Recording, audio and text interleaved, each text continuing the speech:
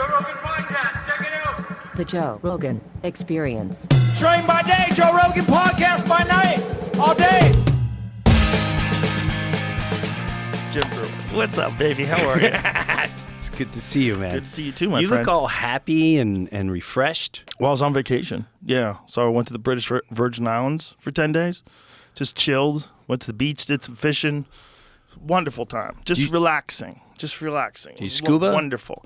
Do a little snorkeling. Did some snorkeling. Scuba kind of freaks me out. I would do it, but the idea of relying on that tank of air and you're breathing underwater and you slowly have to make your way to the surface. Fuck. What if something goes sideways? How long can you hold your breath? Jesus. You don't go down that far. You know, I'm shocked you don't like scuba diving. It's not whether or not I would like it. I would absolutely love it. I'm sure.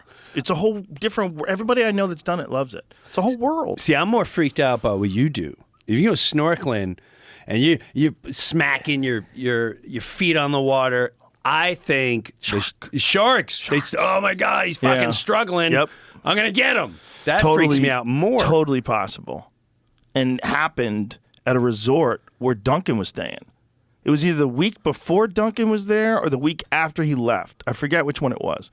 But in Maui, this lady got eaten by a tiger shark right out where Duncan was swimming. He was out there at the same resort, swimming in the water.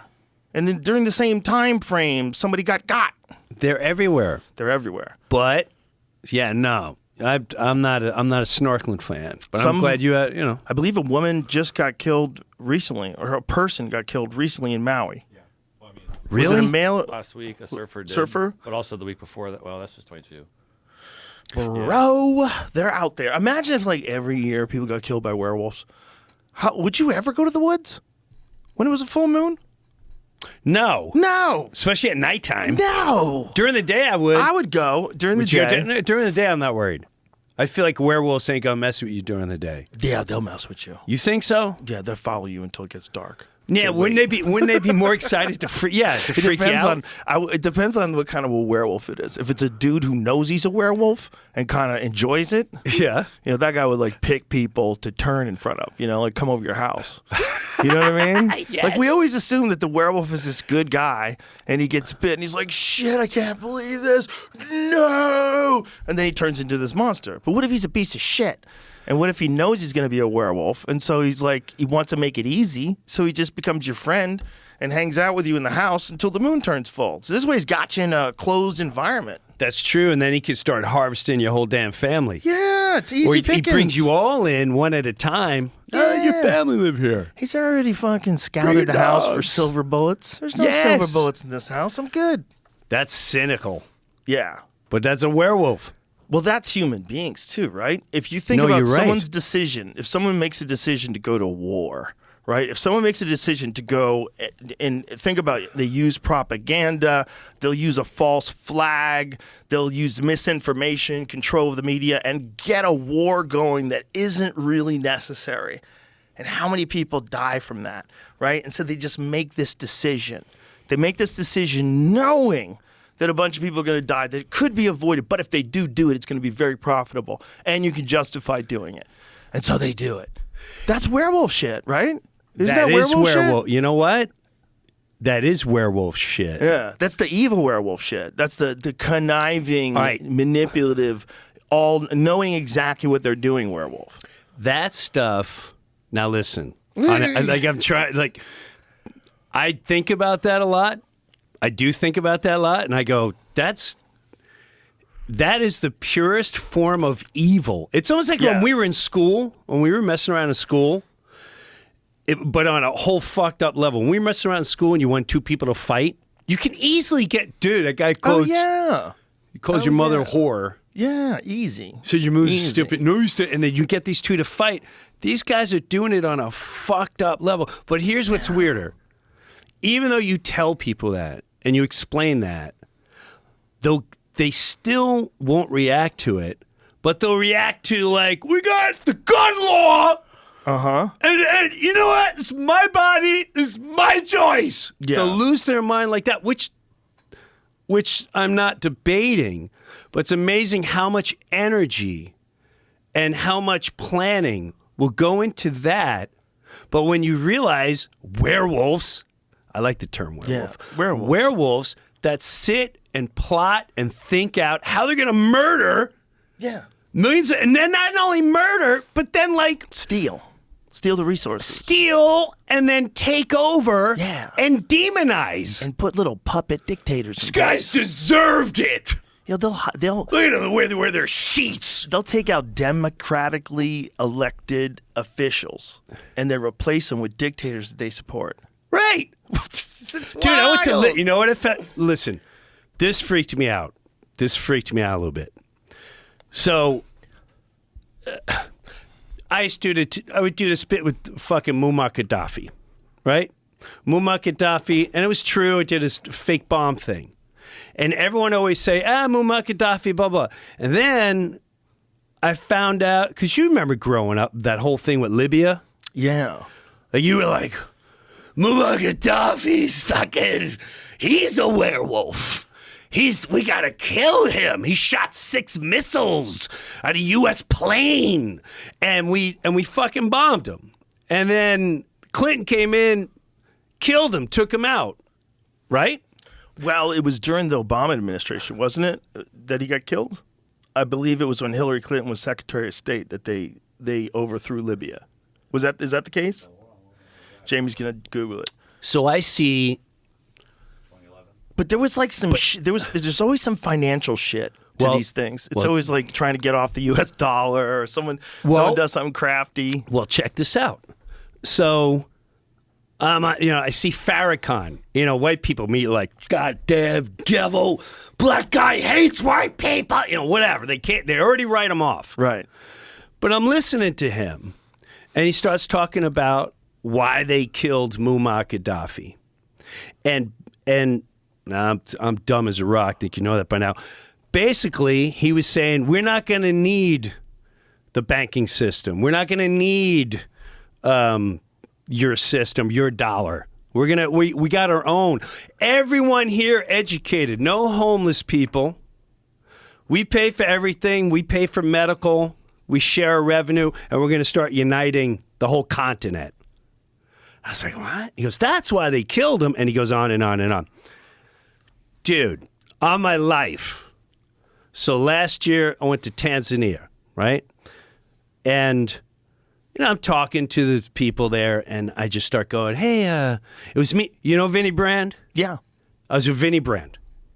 Brought him on safari. Dude, you gotta go. All right, so we're hanging out there, and the guy goes, I go, hey, man, remember, we're talking about a lot of things. We're talking about a lot of things going on in America, but one of the things we hit is Libya.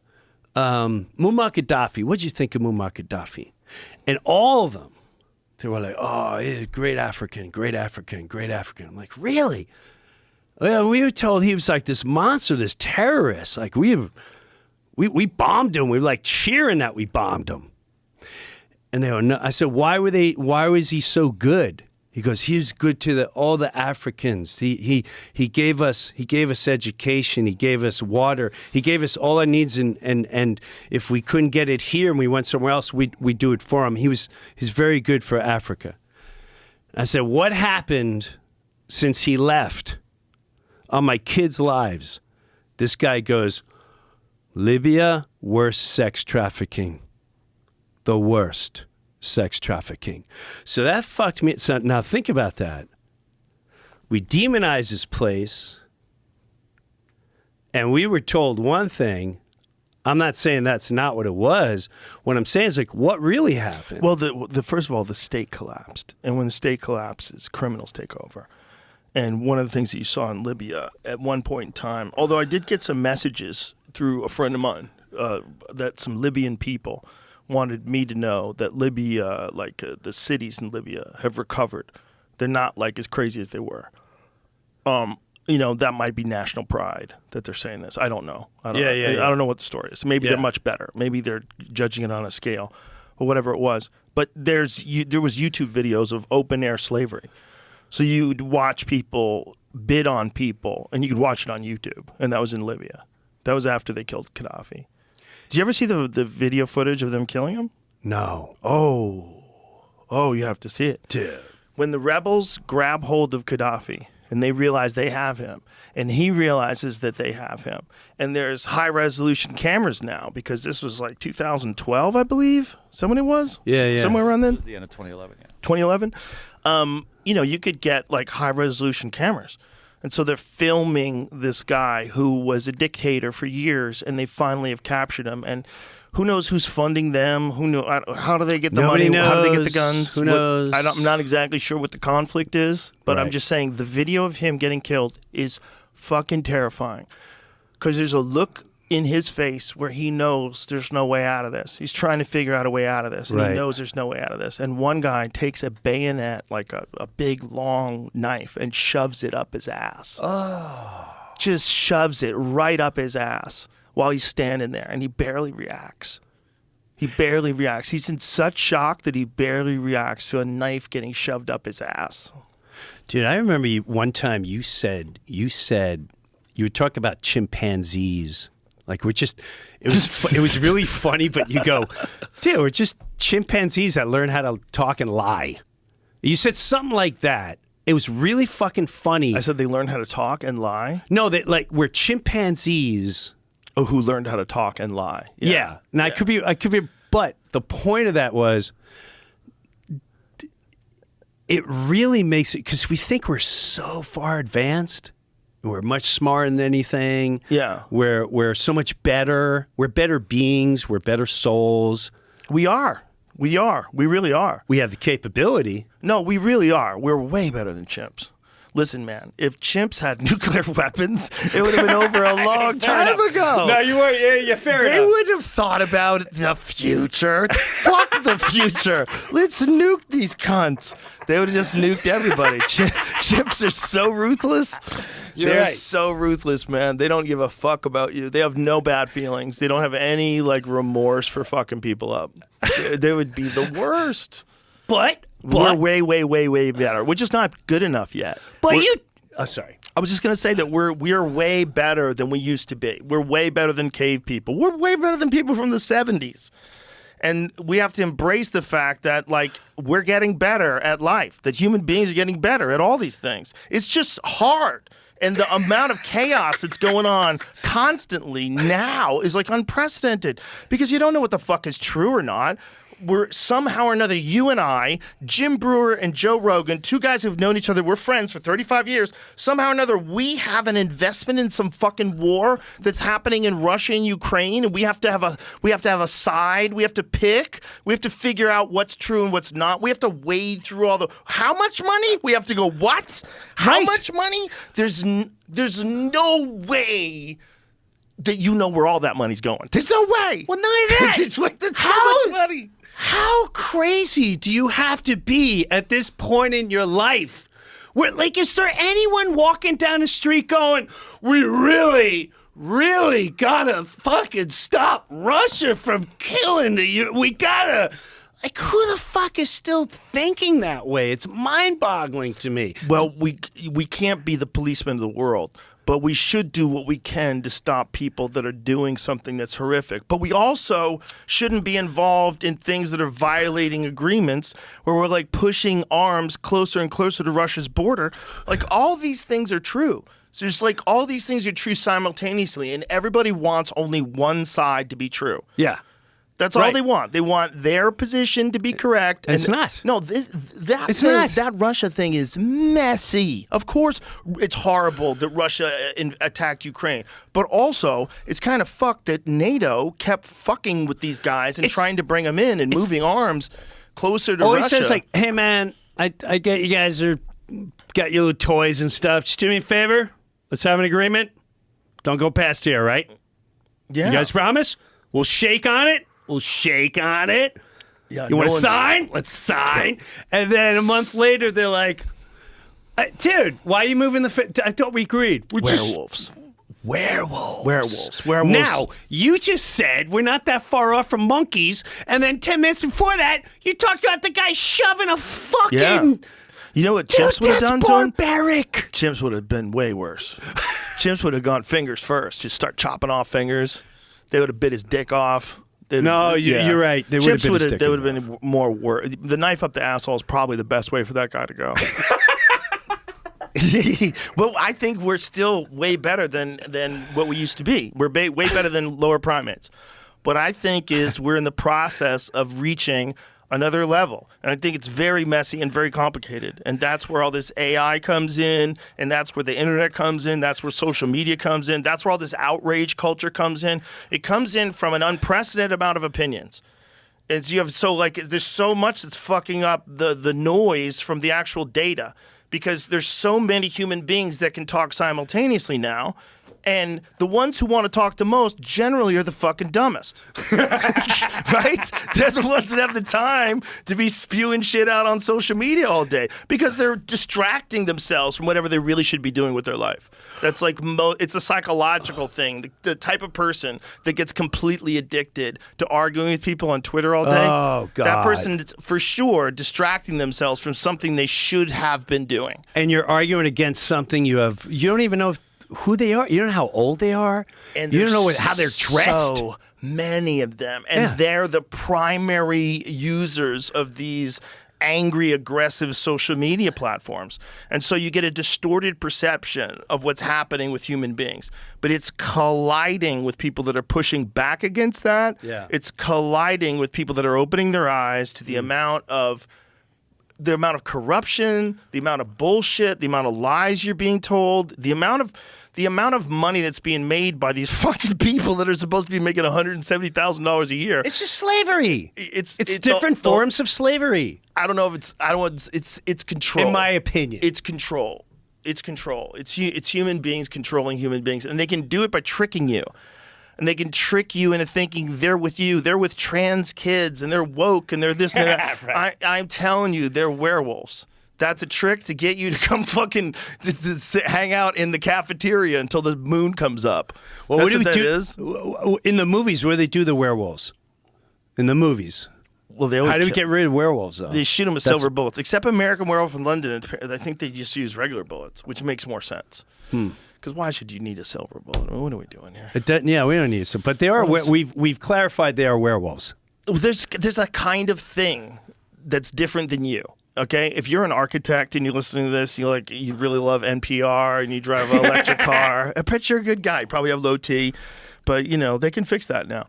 If you're listening to this, you could imagine a type of a person that exists at the same time that you do, that's capable of being such a sociopath that they will just lie to the world in a well-formed out manner that they know is going to cause a war, that they know is going to let public support be behind, because they've been lied to, behind a military campaign that's going to result in untold hundreds of thousands of deaths, possibly, like Iraq. So we know that wasn't that long ago. We know that they lied about weapons of mass destruction. They talked about it incessantly on television. They lied and got everyone's support behind Iraq, which didn't even make any sense. 0 cents. It made 0 sense. But we were so riled up. We were like a dog that, someone's been fucking throwing rocks at the dog, and then they open the gate and another kid gets bit because he just happened to be there. Yeah, and it's the guy in the corner like, oh my God, you see what happened? Everyone's like, what the fuck happened? Yeah. What the fuck happened? And if you just question, like, whoa, why are we going, what are you fucking, you're not American? You don't want to fight the terror? And he made the move. That's where Bush came in. They're like, make sure you let the world know how powerful we really are, George. How did you become? And you let them know that this is the beginning. If you don't trust the new world order, then we shall declare war now. And he went, you either with us or you with them. And what he was really saying, now either with the werewolves or the non-werewolves. Get Muammar Gaddafi. You want to be on this team? Shove that shit in his ass. This is what you want? Right. Dude. Yeah. Dun, dun, dun, dun, They had dun, us dun. back then. That was mission accomplished. Yeah, That was when they thought they yeah, won. with us. And it kept going on for 10 more years. You either with us Yeah, well, or you with them. and the problem with that is what 9/11 exposed that was great was that there is real patriotism when things go sideways. That people will come together, Yes. and I swear to God, to people that are listening to this, Yes. that weren't an adult during that time, I swear to God, there was a noticeable, more positive change in the way people interacted with people. Yep. Especially the way people treated cops and firemen. Yep. I remember when I was in New York City after 9/11, and these firemen were hanging out with us outside in front of this comedy club, and it was like hanging out with stars. Like, it was like, these are like the local stars on the hockey team or something like that. Everybody was like, wow, here's a fireman. Like, it was totally different, man. Firemen were getting laid like crazy, they were telling me. Women right. wanted to fuck heroes. They wanted to fuck real heroes because those are the people that really did risk their lives going in to save people when fucking buildings collapsed. Sire, this is causing the opposite effect that we wanted. Tell me. They are uniting. And they're treating them as heroes. They're Imagine what we're becoming saying. dangerous with their pride and their patriotism. What we're saying worst case scenario. Demonize them. What we're saying worst case scenario is that they not only knew that those planes are going to hit the towers, but that they planned for it. And they planned And they the allowed it to counterattack. happen. That's the scariest of all the conspiracy theories. And I'm not saying that that's what happened. I think much more likely there's a lot of things that happened that were incompetence. I think getting that many people to keep their mouth shut about a plan where planes are going to slam into the World Trade Center, boy, that seems sketchy. That seems like people would come out. But I think one thing they absolutely do is when shit goes down, they take advantage of it. Well, to the point where you just said, the media was so powerful. Don't forget they were on all cylinders. All cylinders. If you Right, there was question, no social media back then. no social media. All you Right. could do is go on. I remember being in a pub. I was in Chester, New Jersey. I don't know. I went pub. I don't have the fuck. The fuck did that come from? Like, I was in a pub. Where did that come from? So I don't know. So I was in a pub, Chester, New Jersey, and I was talking about the towers, and I didn't want to say I didn't believe. I said, man, I just got a lot of questions.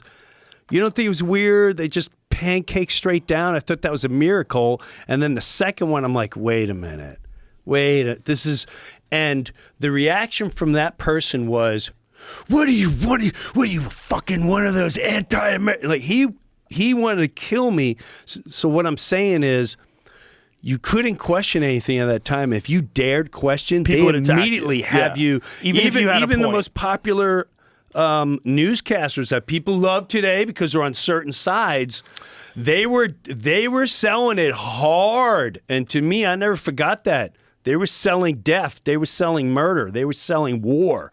And, bro, you couldn't question anything. They had that counterattack ready to go. And so when people go, you're telling me this was a secret? Yeah, man. When you control all that, that's pretty powerful when you want to make I question it, and this guy wanted to fucking be violent against me.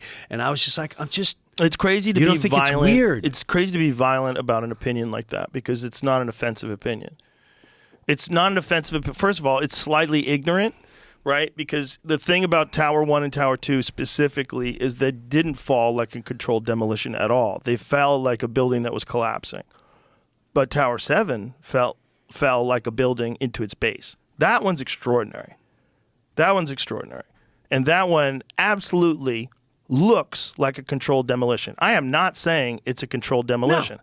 What I am saying is the way it collapsed, it went into its base just like a controlled demolition. And if you don't agree with that, then you're talking nonsense. If you don't agree with the fact that that looks like a controlled demolition, then we really can't talk because you're dealing in fantasy world. Because it undeniably looks exactly like a controlled demolition. That doesn't mean it was. First of all, one thing that doesn't look like a controlled demolition is the top of it. You see it cave in long before the whole building collapses. So there was a structural collapse that you can see from the video that most people aren't aware of. If you see the top of it before the whole building comes down, see that top? See that dark thing on the top? That thing goes first. Now watch how that goes. So Play it or go slow yeah, mo? just play it. Okay. So what apparently was going on, there's diesel generators in that building. Now, see if you could play. I want to see the thing. I think it was even before that, Jamie. I think it was a larger thing that went under first, that collapsed first. That's it. There it So is. that's that thing. See that? Okay, Boom. there it goes. So that collapses. So there's obviously the internal structure's gone. So this thing collapsing like that doesn't throw me off as much, having seen that. Because I don't know jack shit about construction. Who does? But I don't. do know that construction companies are shady as fuck upon occasion.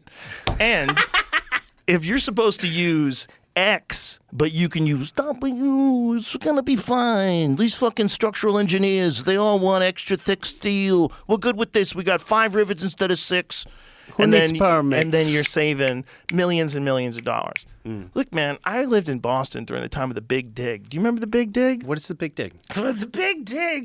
The Big Dig was a fucking construction project that was the most corrupt construction project that's ever existed. It was supposed to last like a couple of years. It went on for decades. These guys milked it. They would be like working like this. Dink. It's like dink. New York and New York and Boston. The Yeah. Big Dig, it was supposed to, it started in 1982 when I lived there. It ended in 2007. It was supposed to take like 2 years. They just fucking milked it, and a bunch of people went to jail. There's a bunch of lawsuits. Oh yeah, fucking full-on corruption. How come they don't look at the LIE on Long Island? It's been under construction since I was a child. Forever. Well, here's another thing. When you pay tolls, the tolls on a bridge were supposed to be to compensate for the money that it took to build the bridge. Right. But once they have all the money to build the bridge, they're like, fuck, you pay me. Just keep paying me. And where's that Just money keep paying going? me. Well, it goes into the state, and then the state can make the government bigger. And we have more people that can go after you if you don't pay. Here's another Hey! Do you know that more government jobs have been created over the last, I forget what the time period was, than any other sector? Any other thing that's going on? But see, Joe, it's little things like this. What drives me nuts too is, you know what it is? I think people's emotions. It's just people's emotions are still with it. They're either in denial, or they don't want to face the dark, or they picked a team, and no matter what that team says, the other team is wrong. It's, hey, I'm an Eagles fan. Well, first of all, you have to have a lot of looking into things before you form a realistic perspective of what's happening. It takes a long time, man, and a lot of people don't have that time. We're lucky that we're comics, and we have a lot of time. Yeah. You know, being a stand-up, especially, but, you know, the podcast kind of gets in the way of that because I have to sit down and talk to people for a few hours. But if you're a stand-up, for the most part, you can do whatever the fuck you want during your day, right? And if you want to freak out, you want to get online and freak out, you want to go full Dave Smith. Dave Smith's out there reading studies and papers and fucking historical accounts of false flag events and what was really going on in Nicaragua. Like, holy shit, man. That rabbit hole is filled with werewolves. It's a lot of werewolves, and werewolves The are human spooky. past. Yeah, I do this once in a while. Once in a while, I'll be like, okay, I'm going too deep in there. And then I go, oh, I don't have that much. They don't care about me. What am I talking about? Oh, of course they care about you. You're funny. You're funny and you make good points and you're against the narrative. You know, But we should all be against the narrative. We should figure out what the truth is and forget about the narrative. Forget about your ideology. You don't have to do it. You don't have to do it. I know everybody thinks they have to do it because you got to be on a team, and everybody wants to be on a team that's supported by them. And it's like, we're progressive, and we this and we that, and we got to stop meat consumption, and we got to stop. And you have all these things that you probably haven't looked at all, and you're married to them because you're committed to this fucking group of people. I'm telling you, most people exist here. They exist here in this beautiful swamp of both conservative and liberal. Conservative on things that are important, like taking care of your family and paying your taxes and getting your fucking being on time for work and getting your shit done. But liberal in terms of consideration for all people, whatever your sexual orientation is, whatever you like. We're friends. We're all just humans. I want you to be happy. I want everybody to be educated. I want everybody to have good health care. I want everybody to be in a position where they're not in a place that's filled with crime and murder. I want all those things. But I know that if you're going to want to have those things, now you got to support law enforcement. And you got to train the shit out of them. And you got to pay them more. And you got to make it a more respectable job. And then you have to go into the inner cities. You can't just allow it to stay the way it is forever. You fucking, that's like a national security problem. What is national security? The security of the citizens of there. If there's less crime, we're more secure. The fact that you're not doing fucking jack shit about that, but you're sending hundreds of billions of dollars to deal with conflict on another part of the world. This is insanity. That's insanity. And It it only works if you get on a team. It only works if you support a team. There's no reason to be on a team. There's no reason to be on a There's team. no reason to be on any team. No reason. No reason. We're way more powerful than that as Yes. individuals uniting with this incredible energy. Also, you can learn things. If you close your fucking head and you don't listen to anything that people on the other side say, you just say, "Oh, they'll fucking," you're gonna miss stuff. You're gonna miss a lot of stuff. You're gonna be wrong. You're gonna have a stupid, egotistical perspective of things that's not necessary. You go to unfairly malign people's character because they have a opposing philosophy or an opposing ideology, and that's bad for everybody. We have to, if we're going to move forward as human beings and as a society and as a civilization, we have to be nicer to each other. We have to just accept the fact that your ideas are not you. Do not be married to your ideas, and debate them in an open way and talk about stuff in an open way where you're a good person, you're talking to another, and do it all in good faith. And if we can all agree to do that, we'll find out that there's way more we have in common. Way more we have in common. And that's what we should be concentrating on. And there's also some fucking undeniable problems with the way our society is run that have never been addressed.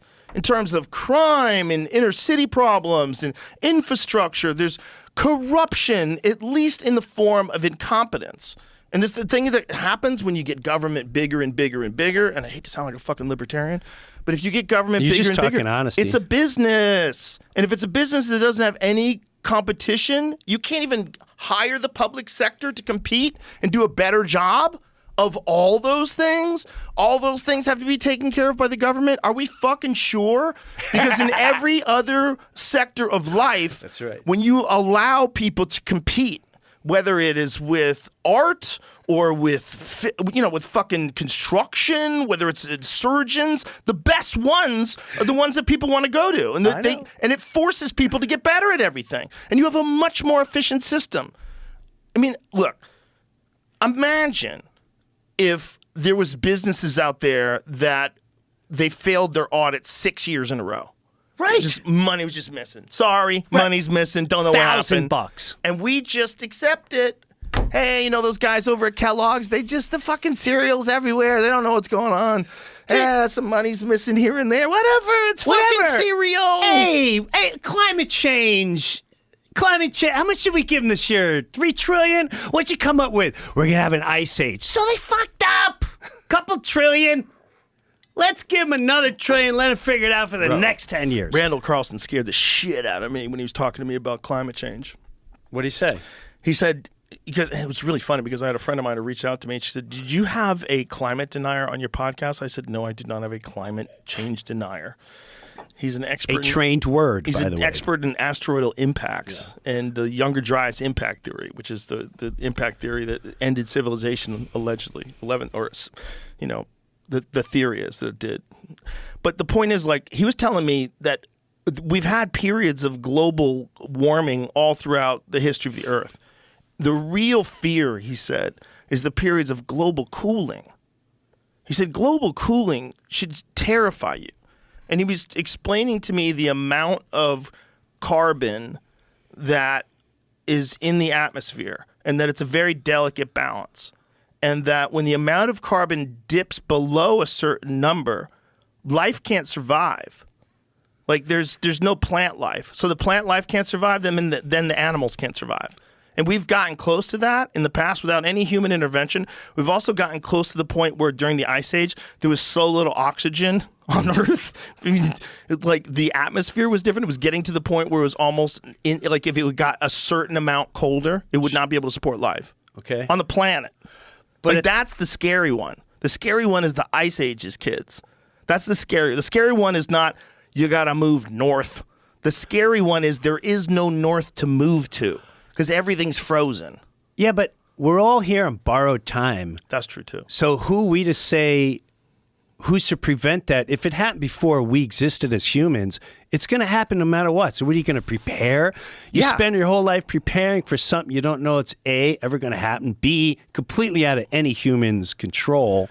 I mean, there's got to be some steps that you can make. So one of the things that you could do is, I think, during the Ice Age, there was parts of the Earth that were not covered in ice. And I think it was like all the equator. And I think you would probably, for human beings to survive, we'd have to go south, which totally makes sense. If you think about the amount of insane stuff that came out of the Amazon, just think about that culture, the Amazon culture, and all of the incredible structures that they're finding now deep in the jungle. And that there's real evidence that the density of the forest, the amount of trees that are grown, that are agriculture trees that are in the forest, seems to indicate that that whole thing was man-made. There's a type of soil called terra preta. That's this soil that they developed that we don't know how to reproduce. And it's a soil that replicates. It's filled with like this biomass.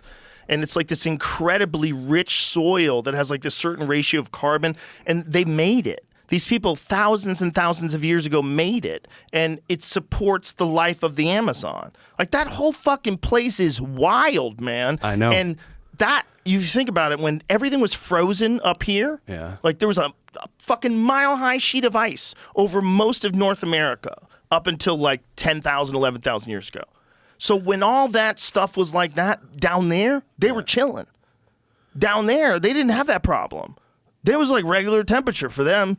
What we are is like Antarctica is right now. That's how we were at one point in time, right here. Well, I can't go far that far back because anything I can't truly imagine, I'll start to go there and I'm like dinosaurs and all that stuff. Like, $40 million. Like, whatever. But I will say this bugged me out. And, I started seeing how they did the World Fair. How they just build the whole damn thing up. Yeah, and then they tore it down. Now, in a very small concept, I was sitting in this development that I live in now, and I'm sitting there and I'm looking because everyone said, "Oh, dude, we used to hunt on here and bring our 4-wheelers and blah blah blah." Oh.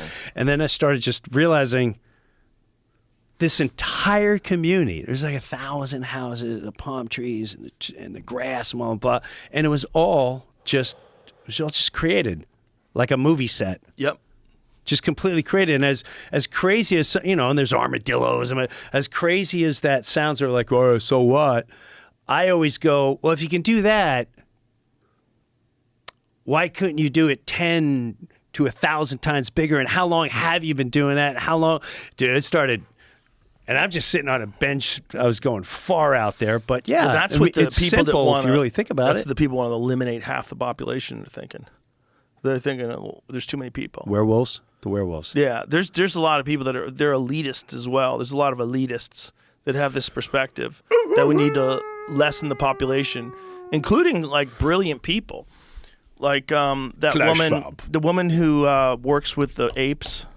Oh yes. What is her name? The one that was the chimps. She's amazing. What is her name, man? She had a great document. Jane Goodall. Jane Goodall. Dude, yes. She had a great documentary, and then I heard her say she brought up the population control. Less people. Yeah. I think that's unfortunate, but I think also she's saying that because she lives with monkeys. Like, she's out of her fucking mind. Like, this lady's lived with chimpanzees all day. Also, as brilliant and as amazing as this woman is, she also believes in Bigfoot, and she's convinced that it exists. Come on. Oh yeah, play that clip. Hold on. Come on. This is saying that she had quotes that were mistaken. Okay. I was just checking. What she said without any suffering. She said it in a very kind way to reduce the world population. I heard her say that. Or something. Missing context, this misrepresents Goodall's remarks and is not a real quote. While she did say many of the world's environmental problems would be relieved if the population was that of 500 years ago, she did not advocate for depopulation efforts. I didn't think she said she was advocating for depopulation efforts. But what she was saying was that the world has too many people. Yes. But she was not saying that people should die. And she's saying, like, all right. But you know what I mean? Like, but hold on. That's a valid thought. Like, even if you love people and you're not an evil person, that is a valid thought that without any pain and suffering, it would be better if there were less people. That's a valid thought. It really is. Like if there was less people, there would be less congestion. People would be more relaxed. There'd be more resources. It'd be easier to get along. It'd be more balanced on Earth. That is true. She is right. But the problem with that thought is if you start expressing it, then people start saying, I think we can make that happen. And then there's werewolves get involved. The werewolves. And werewolves get involved and go, you know, if we did do this, and if along the way we instituted a social credit score and tied up all the money in centralized digital currency and then attached a carbon tax to everything everybody does, we basically limit their behavior, we'd be in control of the entire thing, and then people start dying. You know, fucking people die. Hey, man, things change. Climate change is killing people. I don't know if you know, a lot of kids are having heart attacks due to climate change. We could start finding more universities and start popping them up worldwide. This is a worldwide situation. When you see stories like that, like young people are going to have heart attacks due to climate change. I've seen those. Like, yeah. Anything else? But do you just... Anything else give kids heart attacks? Thanks for writing that article. I'll be sure to make sure that the kids get water when it gets hot out if they're running. Anything else give them heart attacks that you guys ever found? Have you been looking around? No, nothing. Nothing over here, just climate change. Okay.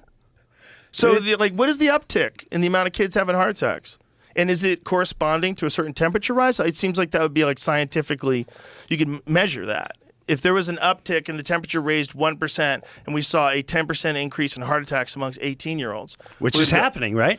I don't know what the number is, but I do know that it has been happening. What the heck is that all about? The number of deaths is what's the spooky one, because the all-cause mortality spiked way up. That's what's freaky. That's a freaky one. That's a freaky one. And you could attribute, and you have to be really fair about that. You could attribute that to a bunch of different things. First of all, you could attribute it to bad habits that people picked up during COVID. That will take up a certain percentage of them. There's a lot of of people became alcoholics during COVID. A lot of people did. So that's a percentage. And then you have to think about a percentage of people that got COVID and got fucking wrecked. Because I know some people that got wrecked. Same. They got wrecked, and they were, compromised after that. They got on different medications after that. I know some of them that developed all sorts of lung problems and scarring of the lungs. Like some people got hit hard. So there's that. And this is not even vaccine talk, just COVID itself. Yep. And then there's people that have adverse reactions to the vaccine. There's people that unquestionably had autoimmune issues after they got it. Now, what is that from? Has that been fully discussed? Or is it climate change? It could be climate change. Are we just going to go climate change on everything? Too much breathing. I'm willing to go climate change with you. I'm totally interested in hearing what everybody has to say about climate change. I think it's capable of giving heart attacks. But I want a full conversation.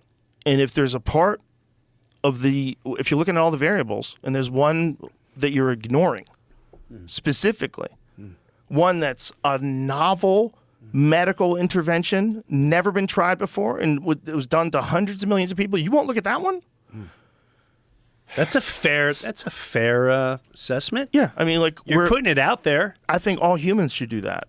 And I think the problem is during the pandemic, a couple things happened. One, people looked at the people that were unwilling to get vaccinated as people that are going to fuck it up for all of us. Yes. And the people that got vaccinated, they probably were a little nervous about it, but they took the risk and they felt like they did the right thing. And you didn't do the right thing. And that's valid. That's a totally valid position to take. But the problem with that position is you're being trapped into you got corralled into a very clear pathway. There's one solution to this problem, and we all have to do this thing to get to that one solution. And once we do, we're going to be fine. But somewhere along the way, if you're paying attention, you would realize that A, it doesn't work as advertised. B, the studies that they did never indicated any of the things that they were promoting, like that it prevents you from getting it, or it stops infection, or that it stops transmission. No, nothing. There's nothing on that. There's zero on that. And so along the way, they lowered the expectations. They lowered what you would get from it. It's just going to keep you out of the hospital. I mean, there's this clip of Joy Behar arguing with this lady from a long time ago when the lady said she had natural immunity because she already had COVID and she got over it before the vaccine came out, and she's not going to take the vaccine. And they're berating her Joy berating- Behar? Yeah. Werewolf. Berating it. No, just Me, doesn't I'm know. I'm just saying doesn't. werewolf. She just doesn't know. And very ideologically locked into a position. It's a women's talk show. It's in front of the public. It's on a television network. There's so many variables that would You're right. lead to you not being able to, not only not express yourself in a clear and objective way, but not even be able to look at the world through a clear, objective way, because it jeopardizes your income. It jeopardizes your position as one of those people. You get locked into a certain kind of thinking, even if you're already inclined to think that way. I agree with you 1,000%, but we all cross that path, and it's easier for some than others, and I understand the whole world of being there. Yeah. But and I'm not saying I'm better, anyone's better, but you can't tell me at one moment in your life when you're saying the things you're saying, whether it's on a certain television show or whatever, and you know.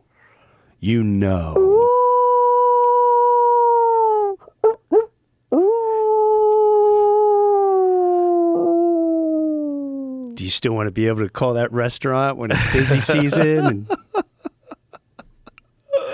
while it's packed. Yeah, So I get it. And yeah, the money's beautiful, the fame's we all love what we're doing. The thing is that on every level. On every level. People's opinions are very pliable, whether you believe it or not. That's how cults get started. They trick you into thinking a very specific way. That's how cults get started. You're right. Human beings, we're pliable. And the best way to resist that is to not be married to your ideas. Don't be married to them. Be you. You should have a core set of values. You love your family. You love your friends. Try to be a good person. Do your best at whatever it is that you do. That's the core. All that other stuff, these ideas, you got to look at them for what they really are. And sometimes you get the wrong one stuck in your head, and then you identify with it and you defend it, even when it's wrong. And I've seen brilliant people fall down that path, especially during the pandemic, especially in regards to the vaccines or the lockdowns or the severity of the virus for people that are healthy. There's a lot of variables that were ignored that shouldn't have been ignored if we're going to be honest with each other. So the problem is you were one side or the other. You were team vaccine or you team pure blood, Right. And the pure bloods got locked into MAGA Yes. and fucking hillbillies and Yes. Dude, I keep going around in circles, and I hang out with every gang. I love every gang. Everybody's got something to offer, which is why I think that's how we'll grow. You don't have to join here, you don't join here. But the more I see, the more groups that are formed.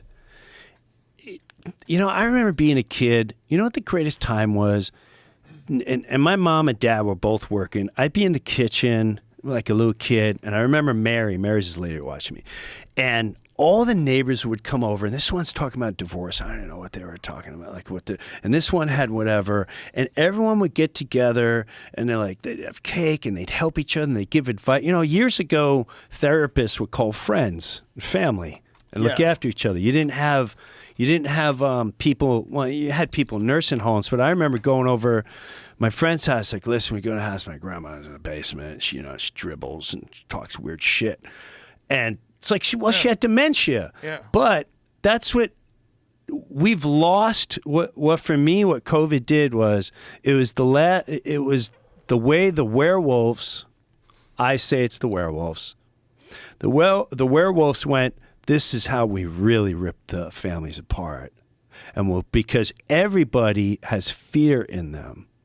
And everyone, your family has fear. Every human being has fear in them. And they're testing, the more the werewolves get to test your fear factor, the stronger they become because they see who buckles. They see how who's many going to people call. buckle. They see how many people. They see who's lashing out. They see how many people wearing a mask at the airport. So they're measuring the fear. Yeah. And man, I pray to God, it's time. It just becomes time for the fearless. And what the fearless is, it's not a violent fight. It's just. You said some brilliant things. I remember years ago you talking about dude, this is the time of the truth, and it really resonated. Yes, that's what we need in life. Just truth, just honesty. Well, just we're looking gonna after each I other. think we're going to get there. Oh, I know we're getting there. think we're but just we got to be getting there. aware. It's just- We got to be aware of the werewolves. Yeah, well, we got to be aware of the werewolves are trying to close the gate. They're trying to Yes. close the gate before human beings, without these enormous institutions. Human beings have the power over the narrative, and that human beings that you trust are real. They do exist. They just don't exist in those systems. They exist independently for the most part. And they're real, and they can tell you what's actually going on, and it'll shock you, but it shouldn't if you understand history. Do you know what the number one group of people in the beginning of the pandemic, when they rolled out the vaccines, number one group that had vaccine hesitancy? PhDs. Find that. There was an article that I was reading. I hope it's true. That in the beginning, there's a lot of PhDs that were like, because these are people that like understand how these studies are funded, probably, or at least understand how research is done and how research is done through the pharmaceutical drug companies. So the pharmaceutical drug companies, they do their own research, and then they don't. When something's peer reviewed, they don't even get access to the raw data. They get access to the assessment of the data by the pharmaceutical companies, and the pharmaceutical companies can do 10 studies. And they rig their studies in a way they get the most biased results. And if 8 of them show no benefit, but 1 or 2 of them shows a little bit of a benefit, then they can roll out. And then they start making.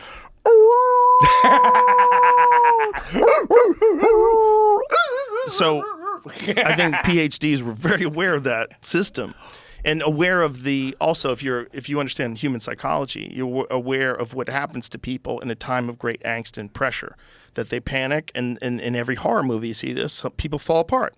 And the weaker you can make society, the more corrupted you can make society, the more decadent you can make society, the more society that doesn't value discipline, that doesn't value free will, that doesn't value people's independence and strength and health.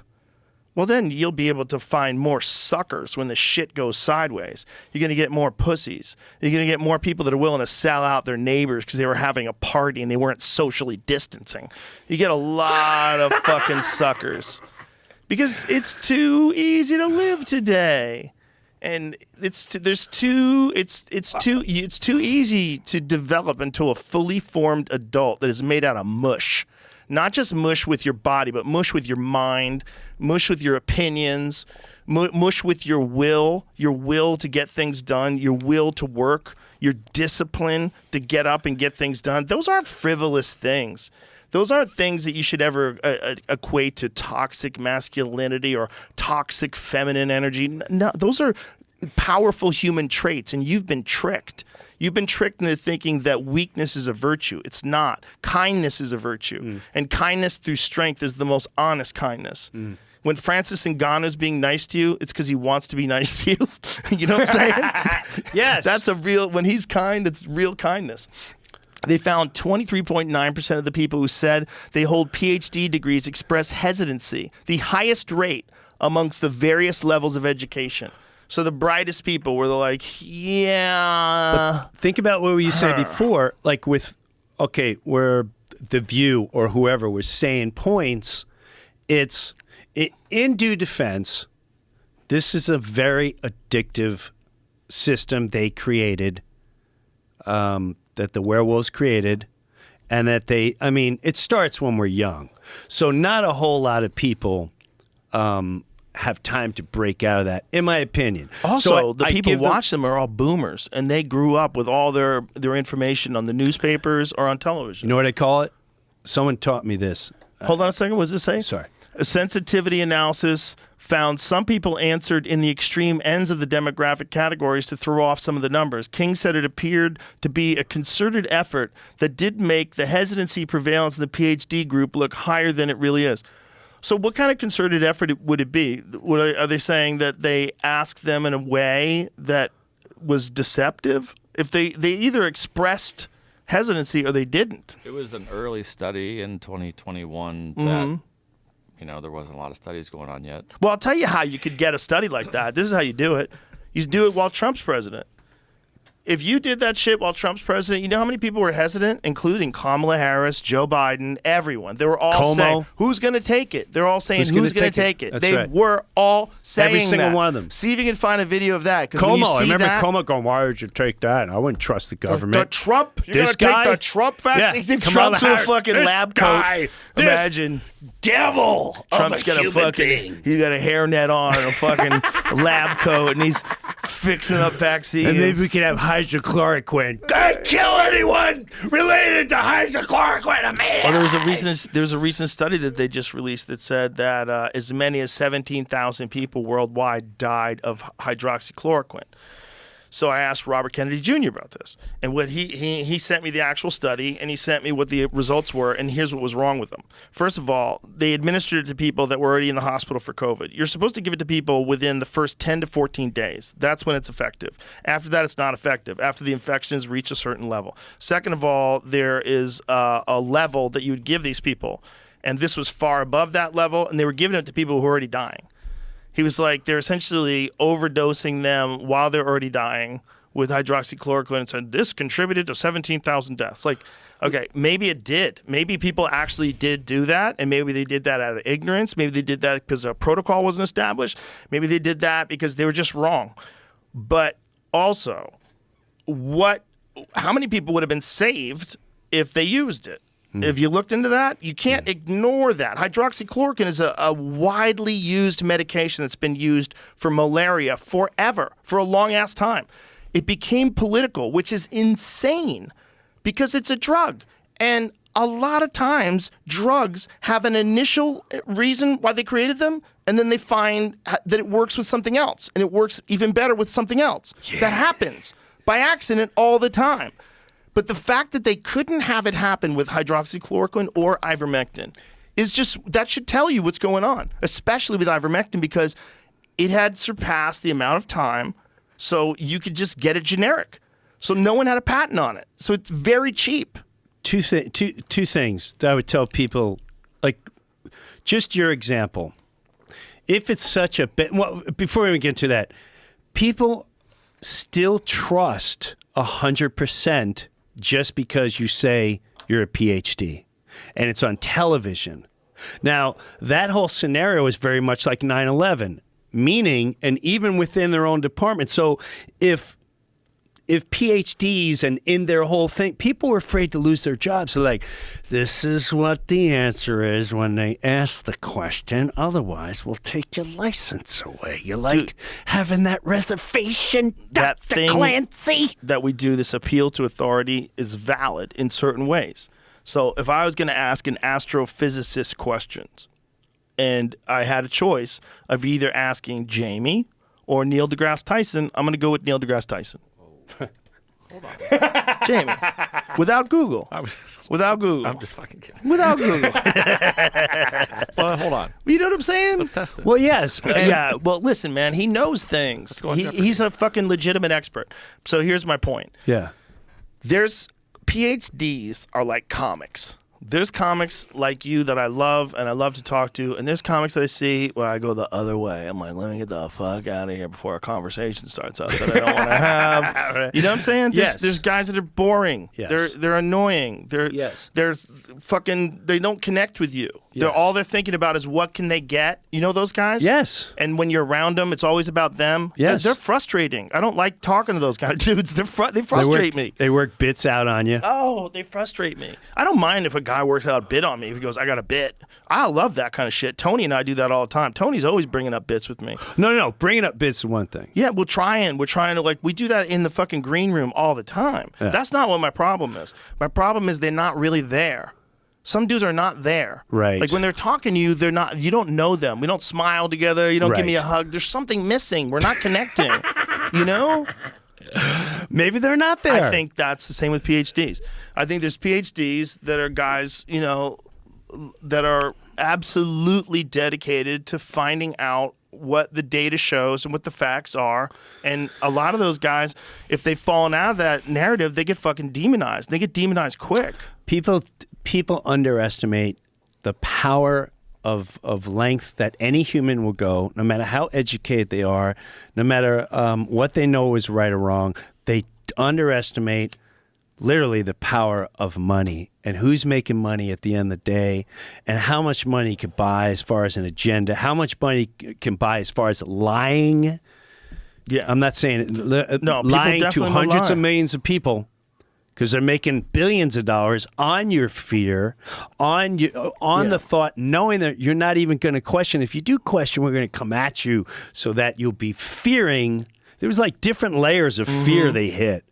Yeah. And, bro, I get it. I call it like casualties of war, but not, we think casualties of war where, your limbs are off and which are, but I feel as I watch all this, I'm watching, because I was angry at first. I was very vicious, foam at the mouth angry, and I could still go there. And I'm not angry at what happened. I'm angry on how you took such advantage of just natural humans that are so innocent and have such good lives and spirits in them, and you went full-blown onslaught for whatever reason, whether you want to control or for money. You tore apart what keeps us connected, our hearts, our souls, our innocence. They took innocence and they made us, that is to me the most violent, evil, disturbing, soulless part of any existence. And I pray to God people see it, because when they see it and they see the amount of destruction it truly caused, that's a force to be reckoned with. But like Joey Diaz says, it takes 3 motherfuckers to get shit done. 3 motherfuckers. 3 motherfuckers, Joe Rogan. 3 motherfuckers, I'll take over this whole town. 3 real motherfuckers. It's true. Yes. Well, But anyway, the most important things that people understand now, how these games work.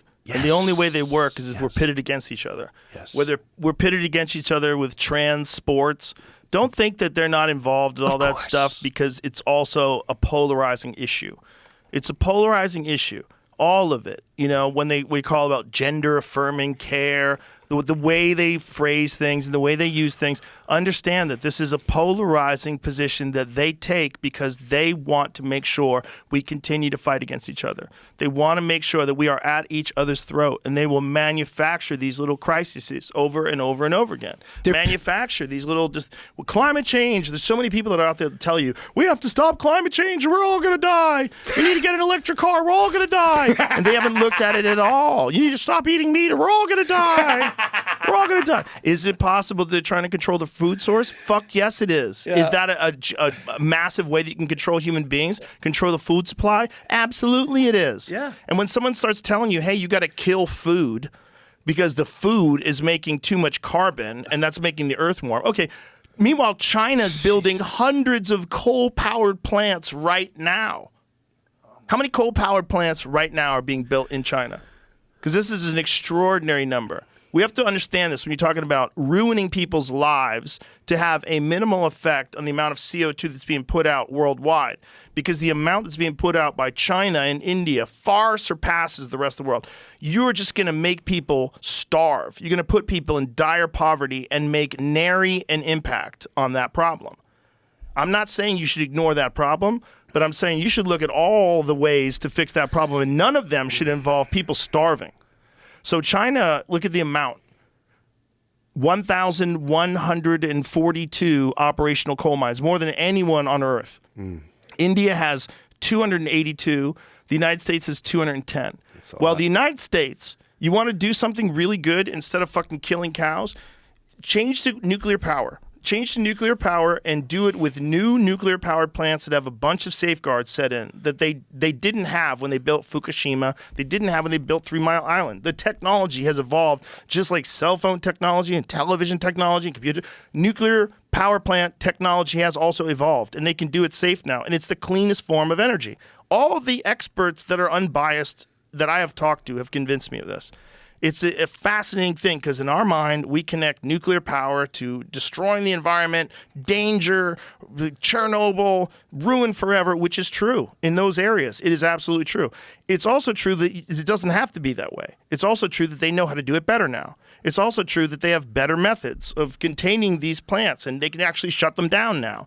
Unlike the Fukushima one, they have to still fucking cool that thing down. That whole thing is a disaster. That Fukushima thing is crazy. It's all crazy.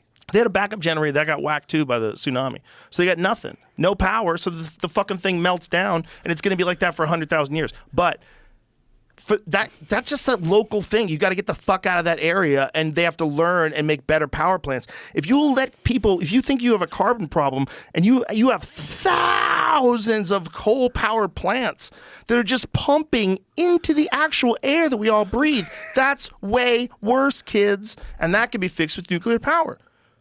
That's what we should be concentrating on, not killing fucking 2,000 cows in Ireland or whatever the fuck they're doing. They're telling people they have to kill their cows. Dude, we have to reduce the amount of cows. You can't tell me they're laughing now. It is a funny script. If we got together and we were pure evil and we're like, Joe, I'm going to have them slaughtering the cows, believing it'll be better for the environment. It's fucking madness, man.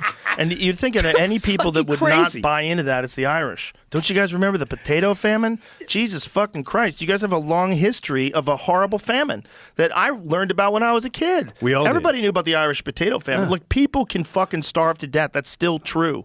And if the power goes out tomorrow, it's going to happen. There's going to be people that starve to death. We get hit by a giant solar flare that takes out every grid in the world. Yeah. We're fucked for a long-ass time, kids. People are going to starve.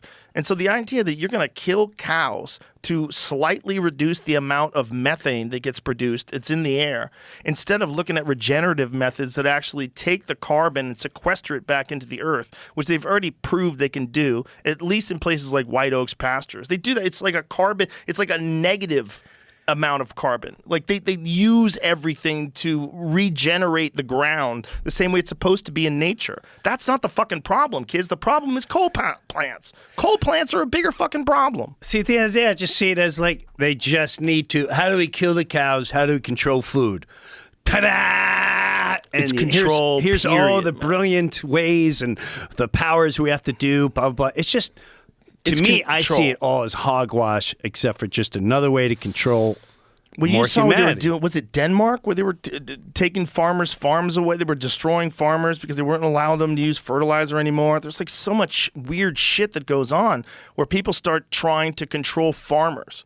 If you start fucking with the people that make our food, that's a real problem, stupid. It's been going on for the last 40, 50 years. You know how hard I didn't it is to understand. make food? I want to apologize to John Mellencamp and Willie Nelson, all those guys right now, because I remember being a banana metalhead, and those guys were coming out like Farm Aid. I was like, farms, so I can go mall. And now I understood what they were trying to do. Nationwide, this is interesting because this just started happening. Nationwide German farmer blockades heap pressure on Schultz. So they've been throwing manure all over buildings and shit. German farmers kicked off a week of nationwide protests against subsidy cuts on Monday, blocking roads with tractors and piling misery on Chancellor Olaf Scholz's coalition as it struggles to fix a budget mess and contain rising far-right forces. Oh, far-right, the farmers. Right. Extremist. Convoys of tractors and trucks gathered on roads in sub-zero temperatures in nearly all 16 federal states, while protesters clashed with police and leading politicians warned that the unrest could be co-opted by extremists. Extremists. Yeah, people that don't want to get fucked. Yeah. How about let them be farmers, you fucking cunts? They're the people that grow your food, goddammit. Wake up. Wake up to why anyone would do that. What fucking government would fuck with the farmers? What government would make it harder on the farmers? You're telling me that that's your number one problem is the farmers? How much crime do you have? How many murders? How many thieves? How many rapists? How many child molesters? How many swindlers? How many people that are ripping people off? How many credit card fraudsters do you have out there? And you're going after farmers? There's no way that's positive. There's no way. It's not even physically possible. If you looked at all of your obligations and all the things that you should be doing, that you put any resources into fucking with farmers? Yeah, man. People don't understand. To me, it's just a takeover. It's a simple takeover. It's so It's almost like gradual. It's so gradual, and it's also like an illusion. Jordan Peterson explained it. Dude, He I said saw the way that. it works. Yeah, I saw that. See if you can find that. Jordan Peterson. He was brilliant on explained here to with that me with you. how you change things. You push people a little bit, and they don't push back, and then you push them a little more, and then they say, "Hey, stop right there," and you wait a little while, and then you push again, and the next thing you know, before you know it, as time goes on, you're way further than you used to be. Yeah. Down the road that you don't want to go. Right. And the road that we don't want to go down is tyranny. And if you get attached to one side or the other, whether it's Nikki Haley or you get attached to Joe Biden and Kamala, whatever it is, whoever your team you're is, going down that road even further. Yep. You're going down that road. And they're going to keep pushing, and the next thing you know, they're going to have your location every time you tweet something. And if you tweet something that might be a problem, someone's going to physically visit you, or your phone's going to get shut off, or your social credit score is going to get dinged, or like that is our future if we don't wake up. You're going to have monsters in control of your life, and you'll self-censor. And whether you are on the right or whether you're on the left, as a human being, you don't want to give other human beings control over what you can say and what you can think and what you can look at and what you can talk about and how you can live your life and where you can go and what you decide to do with your money and what you decide to do with your time. All those things should be yours. They should be yours. So where does it? Here it is. Yeah, this was great. I think this is the first. Get to terrible places one tiny step at a time. You know, if I encroach on you and I'm sophisticated about it, I'm going to encroach 2 millimeters. I'm going to encroach right to the point where you start to protest. Then I'm going to stop. Then I'm going to wait. Then you're going to calm down. Then I'm going to encroach again right to the point where you protest. Then I'm going to stop. Then I'm going to wait. And I'm just going to do that forever. And before you know it, you're going to be back 3 miles from where you started, and you'll have done it one step at a time. And then you'll go, oh, how'd I get here? And the answer was, well, I pushed you a little farther than you should have gone, and you agreed. And so then I pushed you a little farther than you should have gone again, and you agreed. And if anybody's interested in this sort of process, and this is a horrifying book, if you want to read about how this process works, you can read a book called Ordinary Men by Robert Brown. Boom. That's it. It's really that simple. It's really that simple. I got to piss. Can we hold this? Yeah. Hold this. I got to take a leak. Yeah. We'll be right back. I got to pee too. You ever shit in the woods? It's a wild thing. Not naturally. I did it Feels cheating. normal. You know, I cheated. I was reading this thing about India. They have a problem where people don't like to use toilets. They just like to shit outside. I used their. There's certain places they've been just shitting drop a outside deuce. forever, so they don't like toilets. So they're building toilets, and people are rejecting them. I could see that. Shitting outside is fun. In I the think woods, so. it's the natural way to shit. It comes out so easy. It's like Yeah, because you're squatted down. That's and why it they just- make those squatty potty things. You know those? Yes. Do you have one of those? I don't. I have one. It helps. I'm sure it does. You shit easier. I You're shit like, good, "Wee." man. I wake up. Good for you. Pang. Good for then you. I have espresso. Pang Bang. again. Double bang. Yeah, and then I'm good the rest of the day. And it's as soon as I wake up. It's Nice. weird. I think it's good. That's supposed to be that way. It's supposed to be good, right? Yeah, that's a good thing. All right. That's, Yeah, you want to be regular. I'm People regular. my friend Larry got backed up once Yeah. for a long. He used to be one of the producers on Fear Factor. He tells a story. It's fucking hilarious. Oh my god. He like had to go to a doctor and they had to like chip it out. Oh. Yeah, it dried up and it got compacted in there, and he literally had to get it removed. What do you mean? Like get solid Yeah, it got hard as a rock. So they got to break it up. in his intestines or It's his down? butthole, like at the door, turtling. Oh. You turtling with a boulder. It's too warm I in there. don't How know does it what get hard? happens. I don't understand. I don't know what he was eating. A lot of cheese. Maybe. I don't.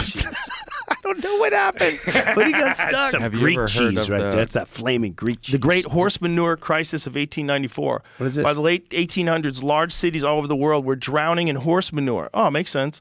The London Times predicted in 1894 that in 50 years' time, every street in London would be buried under 9 feet of manure.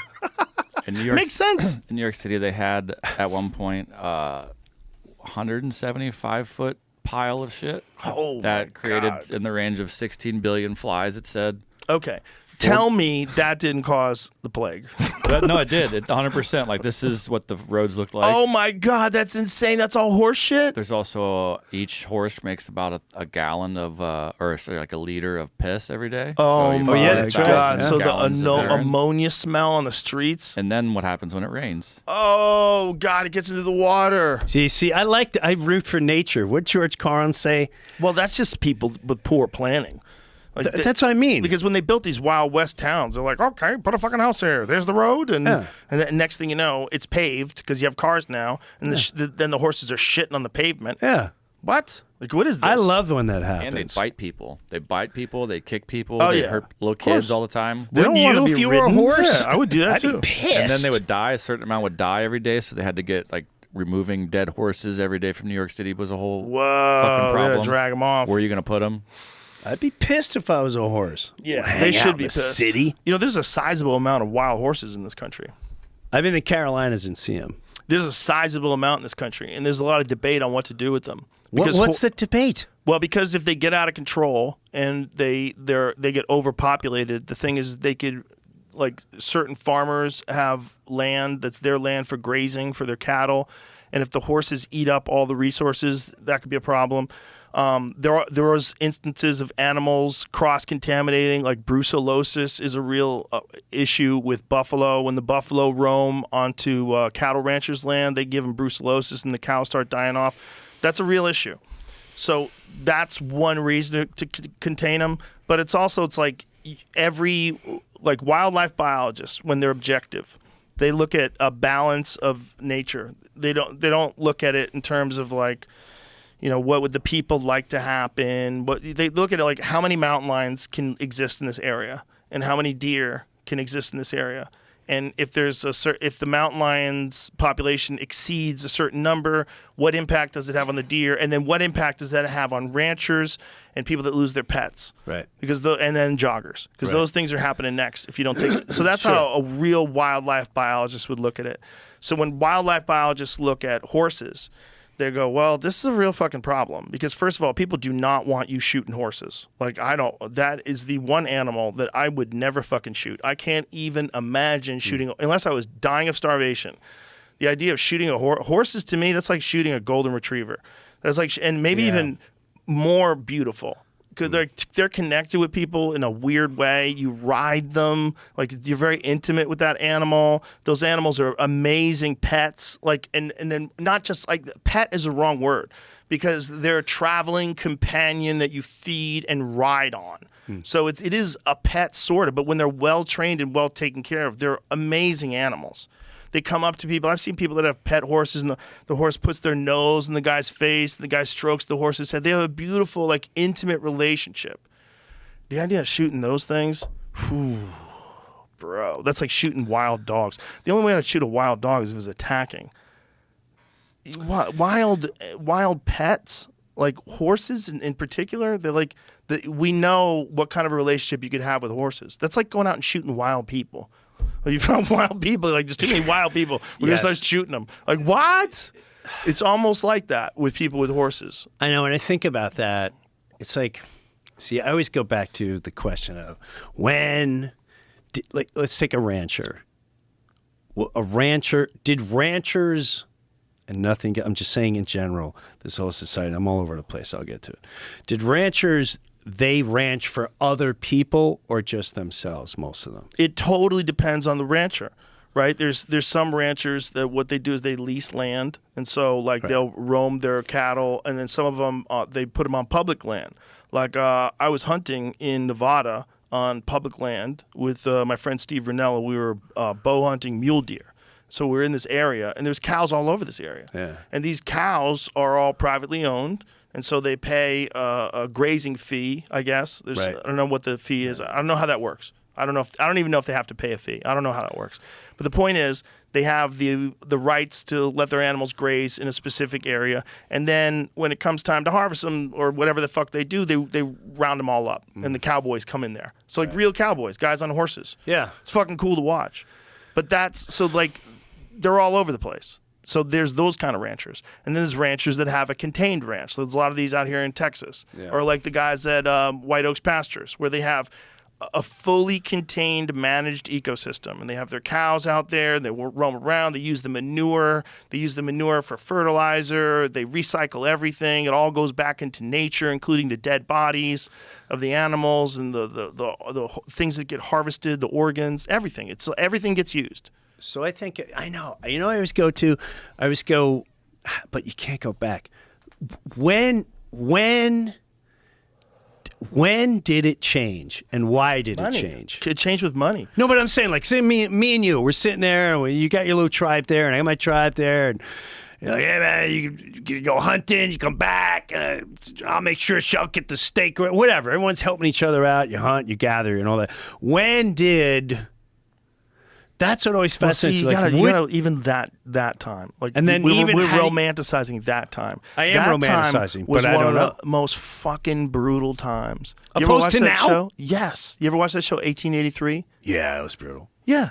Yeah. That's Taylor Sheridan's show. Up the ass. Oh my God, they killed everybody. They killed everybody. Muammar Everybody Gaddafi. died. Yeah, up the ass.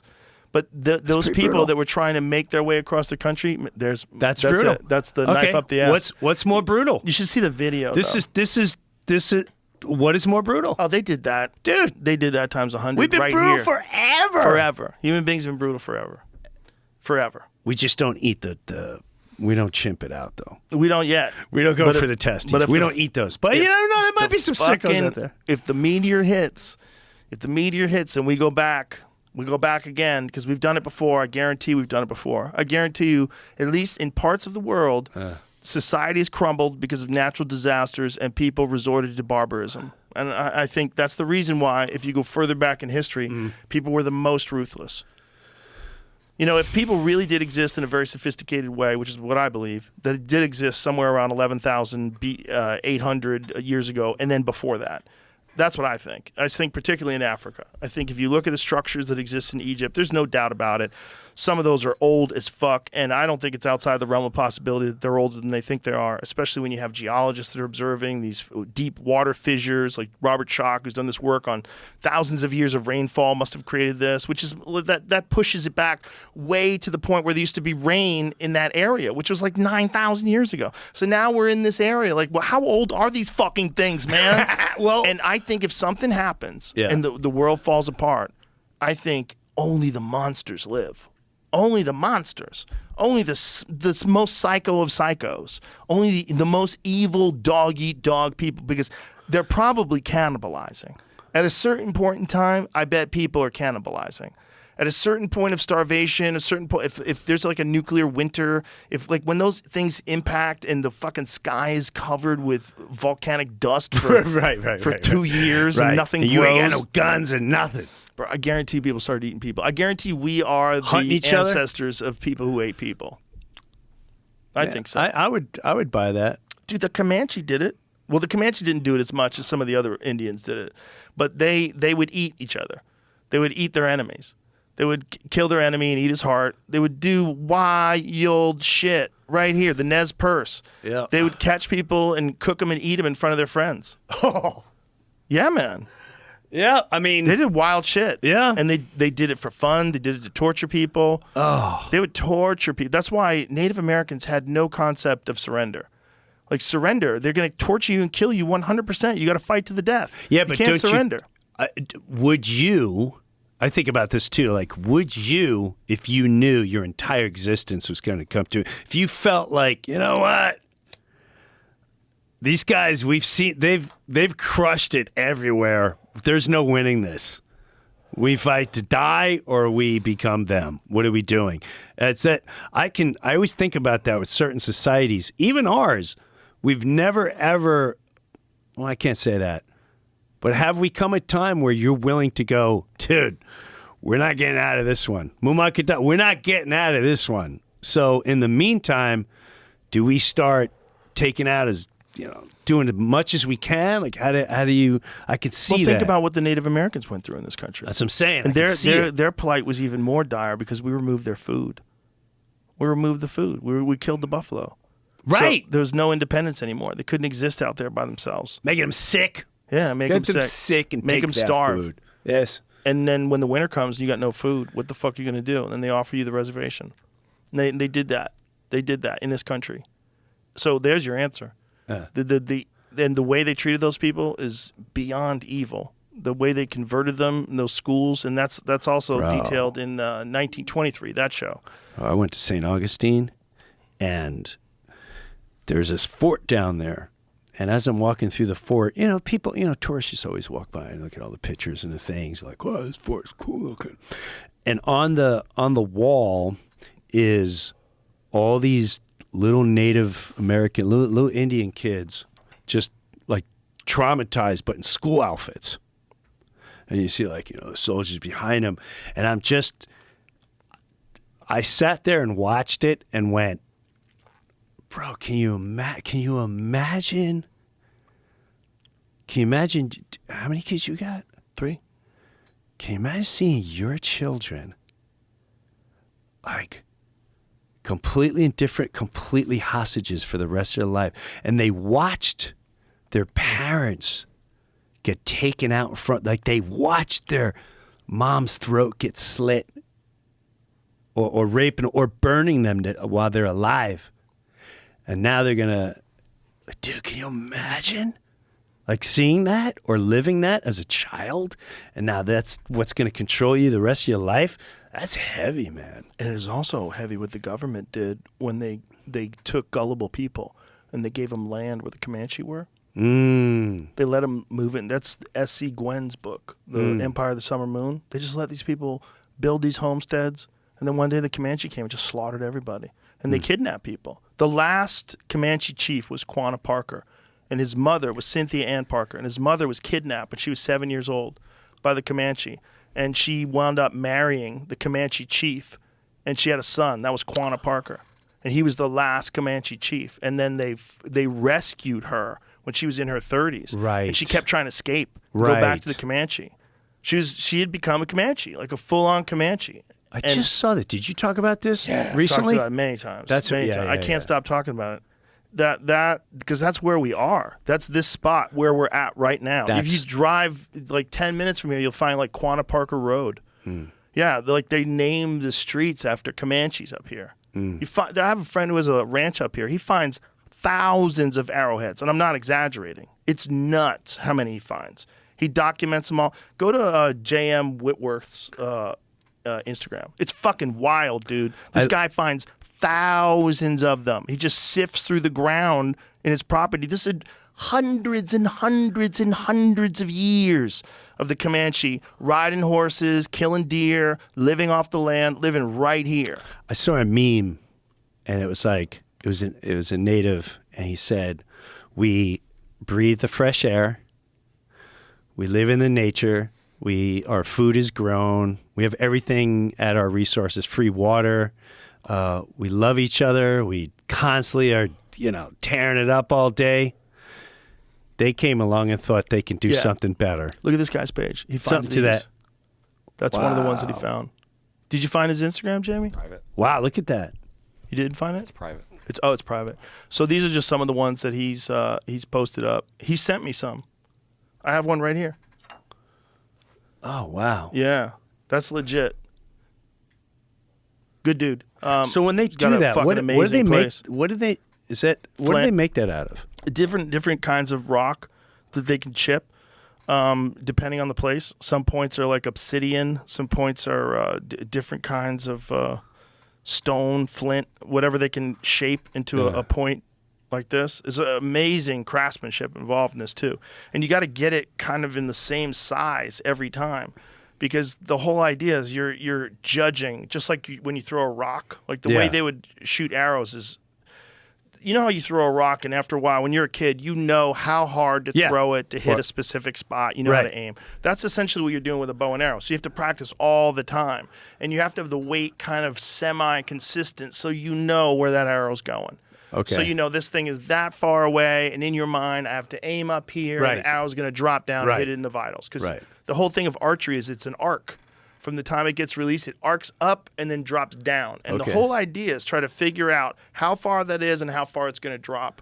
So it's a very intuitive form of hunting, and it's a very spiritual thing if you're doing this, right? You're creating your own stones, you're making your own arrows, you're chipping the stones and creating these arrowheads out of them, you're tying it all together with sinew, and then you're making this, and then you got to practice, and you got to get really good at this thing, and then you got to figure out how to sneak up on animals and just launch these fucking feather-covered darts of death. And it's one of the greatest technological advantages of hunting that humans had ever created. Yeah. They created the ability to kill something that's really far away. Right. A good archer can shoot something with a traditional bow 40, 50, 60 yards away. You're right. And a chimp can never figure that out. But if they did, we'd be fucked. We'd be fucked We'd be fucked. They would just storm cities, just shooting people for fun.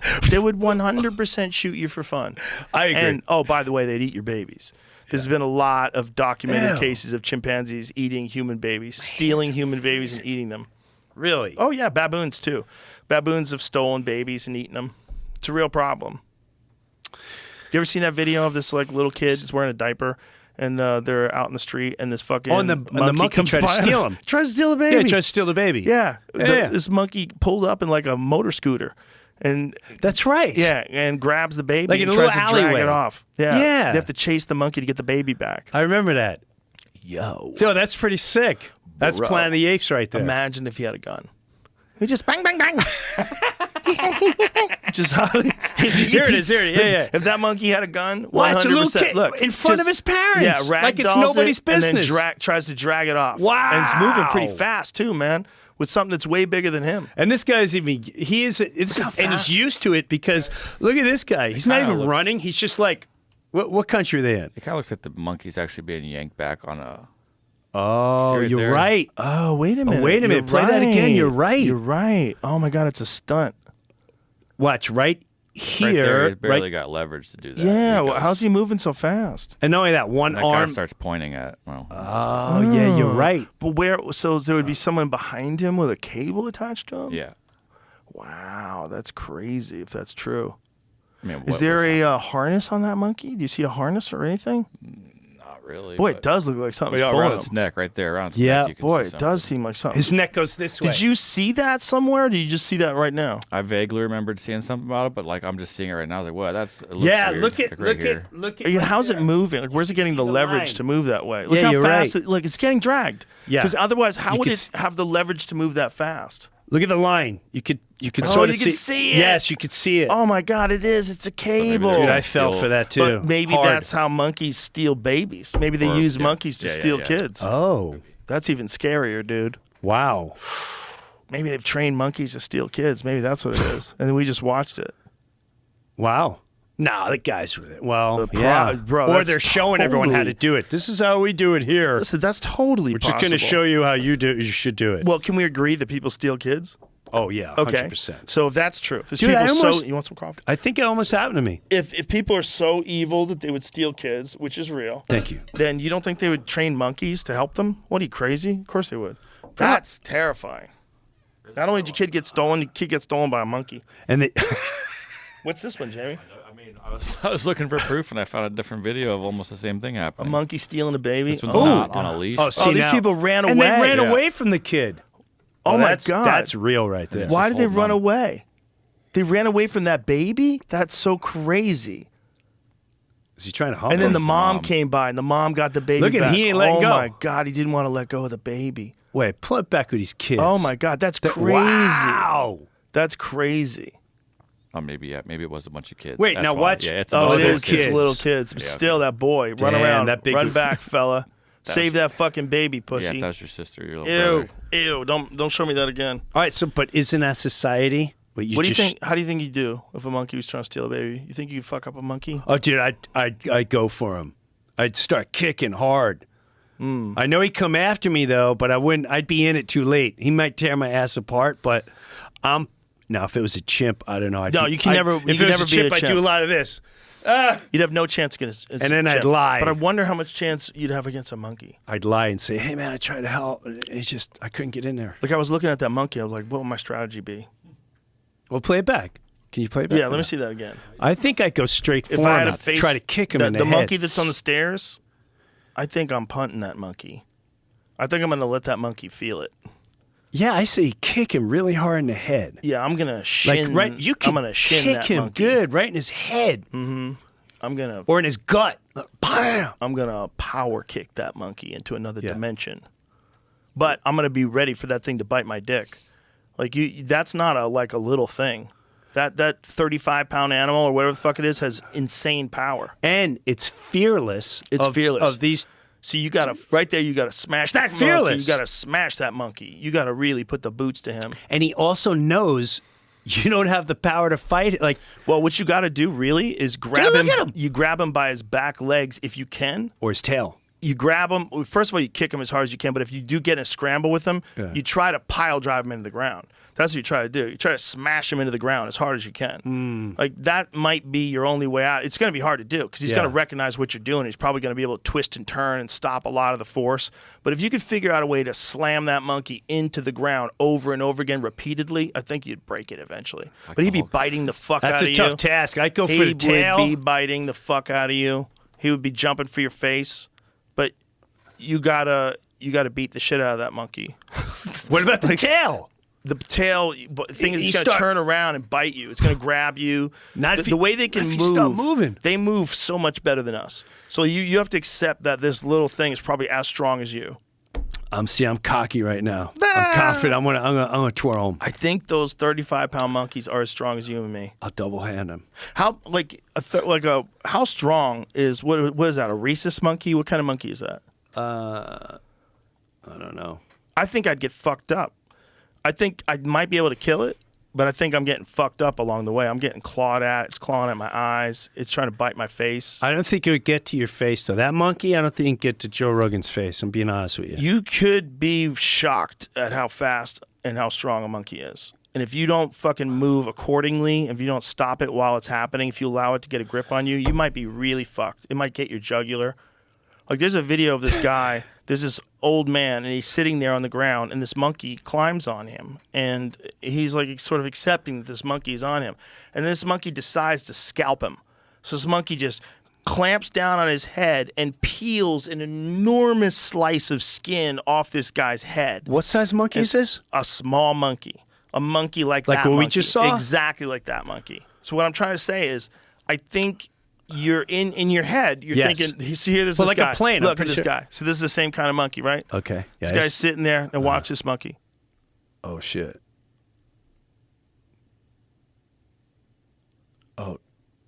Dude, Oh.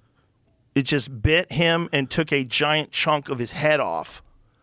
So that's what I'm saying. This is what you're dealing with. Oh, damn. Yeah, you are not dealing with. Wait a minute. Yeah, That's it. that's his head, bro. Just bit into his head and took an enormous chunk of his scalp off. Yeah, and you just saw it. This is the thing. I think you need to reassess Wait. Let me. where you are with this monkey. Watch this. It just bites him, and dude, it could do that to your face.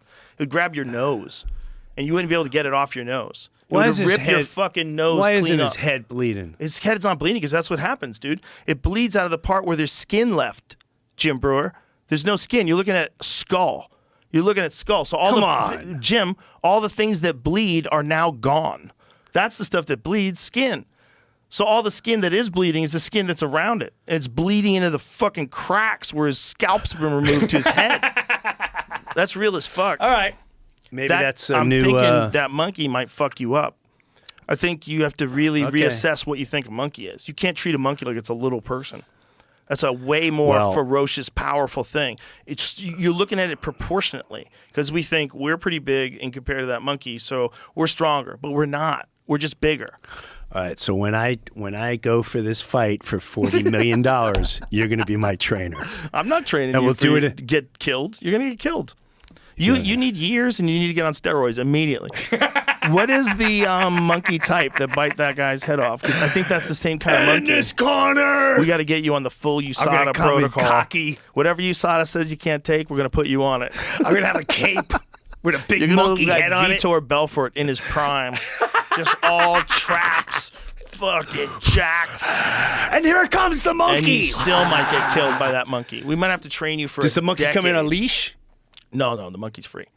The monkey's running it. You're in a Train for a circular room. decade? Yeah, I would have to train you for a decade. A full decade. We have to, just to give you a chance to live. Really? Yeah, I think so. All right. I think you're dealing with a totally different thing. I think you think of it like it's like a little person, but it's not. It's not. It's way stronger. It's way stronger than a person. I would way rather fight a 150-pound man than a 35-pound monkey. If I fought a you'd man, crush it. that's like You're talking about a 50 well-trained pounds, man. 50 pounds less man than me, I like my odds way more than I like my odds against a fucking monkey. Look at that Those thing. are serious fangs. Dude, it's too strong. You don't understand how strong it is. You think it's little, so it can't be as strong as you. But it's as strong as you. And man stoned to death by monkeys in India. They threw rocks at him. They hit him on the head, chest, and legs. They beat him to death with rocks. I'm a good pitcher, Joe. I bet you are. Look, if you had a weapon, I like you. If you got something, you could really fucking crack it with a baseball bat. I like you.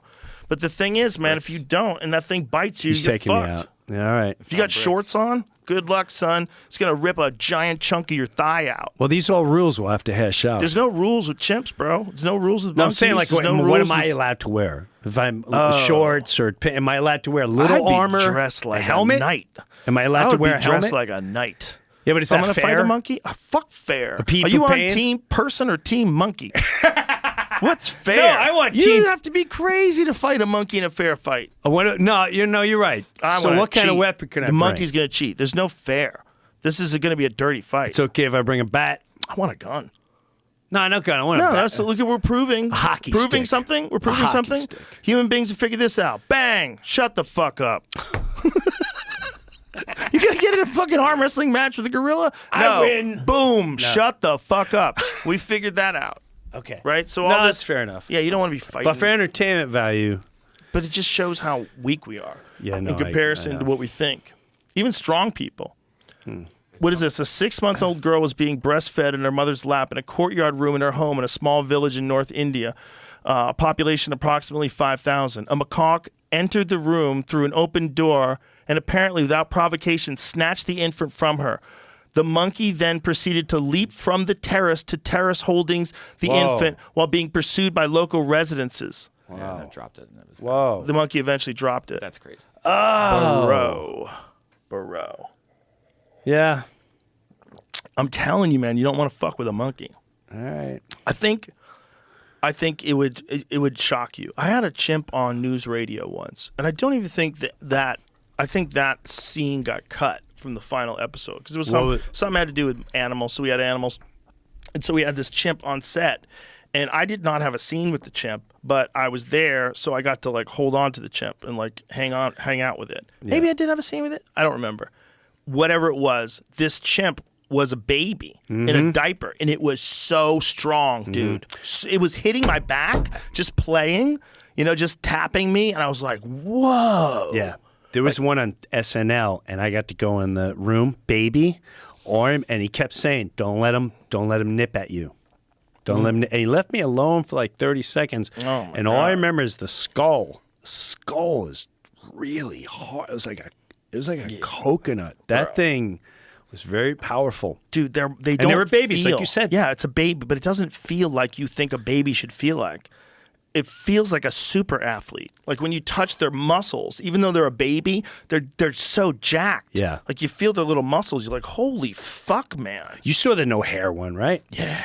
That's what it is. Yeah. That's just pure. Yeah.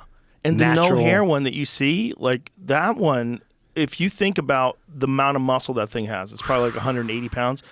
You got to multiply that times like 4. And that's how strong it is in terms of people. Right. It's a different thing, even though it looks so impressive. Like if it was a dude that was built you wouldn't like fear that, it. but you would fear it. No, what I'm Well, saying you is, know what I mean. you I would would go, fear it, but they wouldn't what I'm rip your saying arm is, off. Yeah. you would go, that guy's fucking jacked. I bet he's strong. Well, Yes. take what you think about a guy that looks like that and multiply it times 4, and that's how strong a chimp is. I guess. That's what's scary. Yeah, no, that's frightening. All right, you convinced me. I'm not going to fight the monkey. No one can fight a chimp, but a monkey, you might have a chance if you're a bad motherfucker, If you're a good kickboxer like Khalil Roundtree, he might fuck up a little monkey. Yeah, Get him with think- some leg kicks. Yeah, I think. Whap! Yeah. The monkey doesn't understand defense. Whap, whap. As long as you can keep it from biting your face, as long as you can keep it from just getting a hold of you and biting a chunk out of you. You're they, right. they will bite a fucking chunk out of you, son. You got to have Kevlar clothes on. You got to wear Kevlar clothes. Kevlar gloves. That's what I would say. But then your face. What are you going to do about your face? Your face is a real problem with a monkey. They're going to go right for your eyeballs. They know what you see out of. They're going to rip your fucking eyeballs out. Yeah, because if your leg game isn't working and he's able to Exactly. immediately If you jump just up leap like a through the air and grab a hold of you, you can't get him off of you. You're fucked, man. Yeah.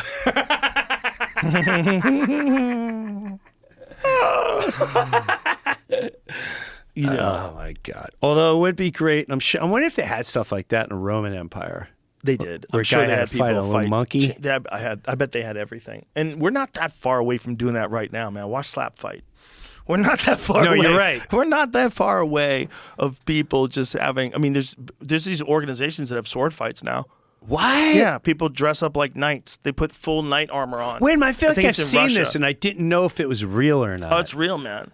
I mean, it People looks are like fighting. they really get hurt. They really get hurt. They beat each other with their shields.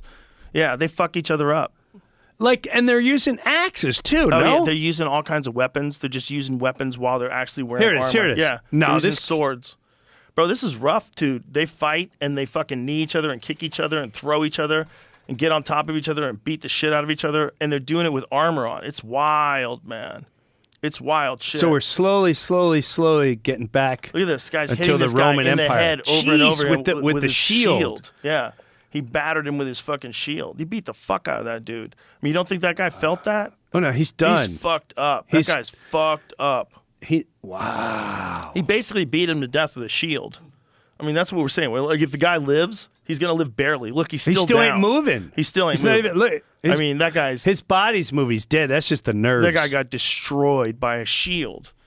This is So this the one one I they're saw. fighting with axes. This one I saw. I'm like, Bro, wait, this come is on. so insane. This is so insane. People are fighting with axes. Look at this. How about their fucking hands? What if the gloves come off? Oh, You God. get your fucking your hand hacked off. Why'd he go from there to there? Like, I guess they got honor. I skipped ahead. I was trying to find. They got honor. They start again. Let me see some of this. This is so crazy, dude. Oh my God. Slashing at each other with axes. oh, all right. So they let you go once you're down. Thank God. They get stuck in them right there. Still, all you need is like one guy who Yeah, it got cheats, stuck or in him. just like, whoops, sorry. It got stuck in him, man. I didn't mean to juggler you. Like the hockey dude. Oh my God. Did you see that one? Which one? The hockey. Oh, yeah. His neck got cut. I did see that one. That one's horrifying. Horrifying. Horrifying. Yeah, we're Don't show probably me not that. too far Don't show away me from that. this. Don't show me that one. Yeah, that's a bad one. Yeah, but we're not that far. If people are doing that, how long before people do it with samurai outfits on, fight with samurai swords, and slice each other up? You know, that was one of the things that would distinguish Nazis. What do you mean? When the Nazis, through Operation Paperclip, when the United States acquired a bunch of Nazi scientists and brought them over here to work in NASA. What And- and conspiracy theorist? Yeah. Yeah. And one of the things that we distinguish, you could know they were Nazis, is they all have these distinctive facial scars because they did dueling. It was a big thing with the Nazis. So they would put these goggles on. See the scars they had on their face? Oh, yeah. These guys would put goggles on and they would sword fight each other with these very thin, razor-sharp swords. Wow. Look at the guy. Yeah, And those it guys. was like a badge of honor to have these facial scars. It made you look like a bad motherfucker. So all these guys had these massive facial scars. And that was one way where you could tell that someone was a Nazi. Look at that guy with the goggles on. So that's what they would look like after the fights. They would just get their face sliced up. And then what they they become get after stitched this? back. They became our scientists. They worked for NASA. But these were Nazis, and this is something that Nazis did when they were younger. They would have these sword fights with goggles on, and it was like a sign that you were the real club. deal. You were the real deal. You got the big face scar. You fucking fought with a sword. Sure. It's a different level of commitment. Correct. It's like a gang, another gang. You gotta Yeah. you gotta kill a guy on a Wednesday and bring me his ear back, and you So- get a jacket. Google NASA scientist with Nazi dueling scars. We're gonna up him. Wir wird uns slice uns face. Imagine you're trying to get to the moon. You're like, I think to be an amazing thing for mankind. Right. And then you left go, the Jurassic I'd like Club. to introduce you to Dr. Heavenstein. Oh. Dr. Heavenstein, this is Marty. He's going to help you with all of your needs with rocketry. And you look at this big ass scar on this dude's face. You're like, did you just bring a Nazi to help me? Did you bring is this a fucking Nazi? How bad do you want to be uns scientist? Is this a real Nazi? Yeah, look at this dude. Are you willing? Look at the scars on that guy's face. The first director of NASA's Cape Canaveral was a Nazi scientist, Kurt Heinrich de Boos, also a participant in Operation Paperclip. So what happened was the war was over, and for whatever reason, Germany had some of the most incredible scientists, man. Can I just say, Yeah. if you go from the guy with the Nazi, his face almost looks like this is not what I was promised. The other guy is like, I guess that's a way. Kennedy's like, what the fuck is going on right The guy now? with the shades on, and Yeah, right he's like- behind him with yeah, the the guy cigarette. behind him going- That's the guy that's in the grassy knoll. He is doing it. That's the dude that just killed how I Kennedy. want. 100%. Look at him. And look at Kennedy's I'm kidding. going. Look at his If that's body your grandpa, language. I'm kidding. I Look don't at know his who that body guy is. language. He's the only one with the body language going, wait, what's going on right now? And then the other guy's like, yeah, this is my Well, what are bitch. they- The man with the face Well, hold on a slid. second. I You just- slid his face. What are they even talking about? Yeah, here? what are they talking about? They sit between Apollo them? 1. This might be when that exploded or something. I don't No, know. did Apollo 1 explode, or is it the one that fire. exploded on the fire on the launch pad? Yeah, something. Yeah. I heard the video of it. Or Is that what it audio. was? I don't So, know. like, Was the that middle guy's in Apollo trouble. 1? No, I don't believe Apollo 1 was in 63, was it? I'm just gonna check. But when I was clicking around for this guy, it said he was also the leader of Apollo 1. Okay, but I don't I'll think check. I know the I'm gonna Apollo check. 1, Yeah. I think that was later. I think Apollo 1 was long after Kennedy had been assassinated. I believe. So the moon landing was 69. Oh, I see what you're saying. Yeah, So Apollo 1 was 67? I see what. Yeah. So what? Yeah, that's what it just said. So this wouldn't have been that. Yeah. Yeah, it'd be something else. But at the end of the day, there were Nazis. 62 is what this is. Yeah, they hired a gang of Nazis to figure out how to get to the moon, including Werner von Braun, the head guy of NASA, I know. the Simon Wiesenthal But Center. a lot of people,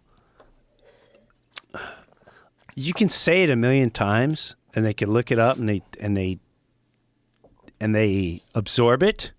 Yeah. But a lot of people still don't comprehend it, which is mind-boggling, because but then you have to start questioning. Okay, so if we started back then, when did it really start, and then how involved? And I think a lot of people are afraid to put that much time and thought into. Whoa, this is maybe there's a lot of things that have happened that we've been told and that we've been educated on by the very great professors, and all the information and time is not exactly what you may thought it had been. And for some reason, I feel like so much of the population they just don't even want to hear it or take the time, because for whatever reason, it's too much. There's But a lot to sift through. It's a lot to sift through, but Especially, there's so many different things to sift through. Like, if you Right. want to get into the Federal Reserve, like, what is it? Hold on.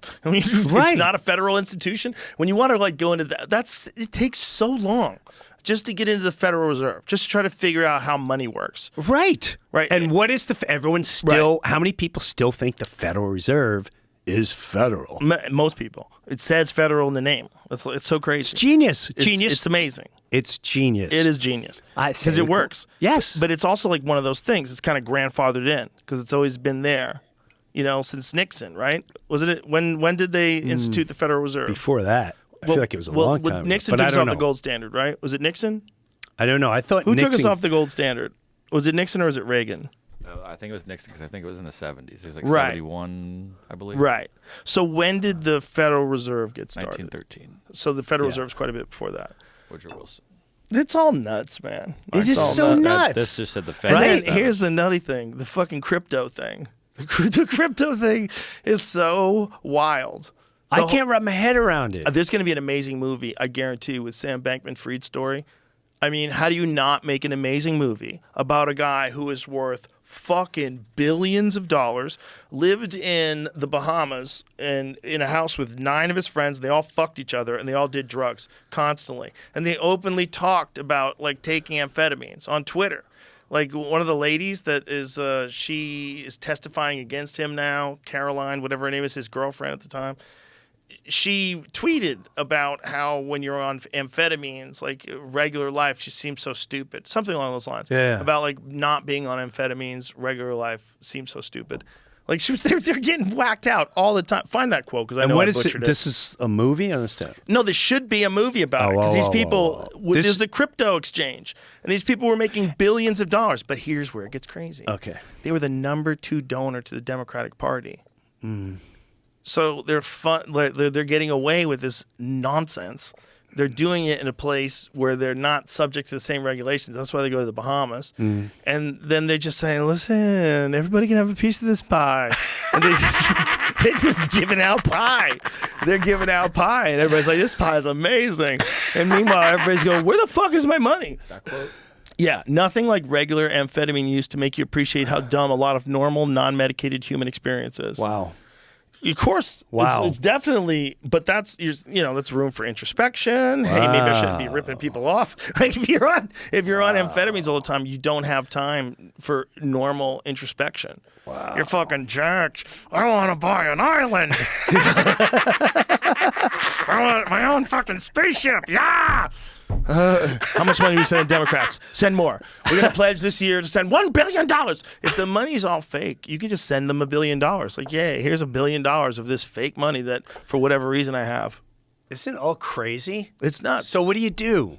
It's nuts. So where do you go? Do you spend a lot of time going, all right, where's this all going to go? Is it going to go really Well, you're only going to have a certain amount of and- control, no matter what. As an individual human being, you're only going to have a certain amount of control. Yeah.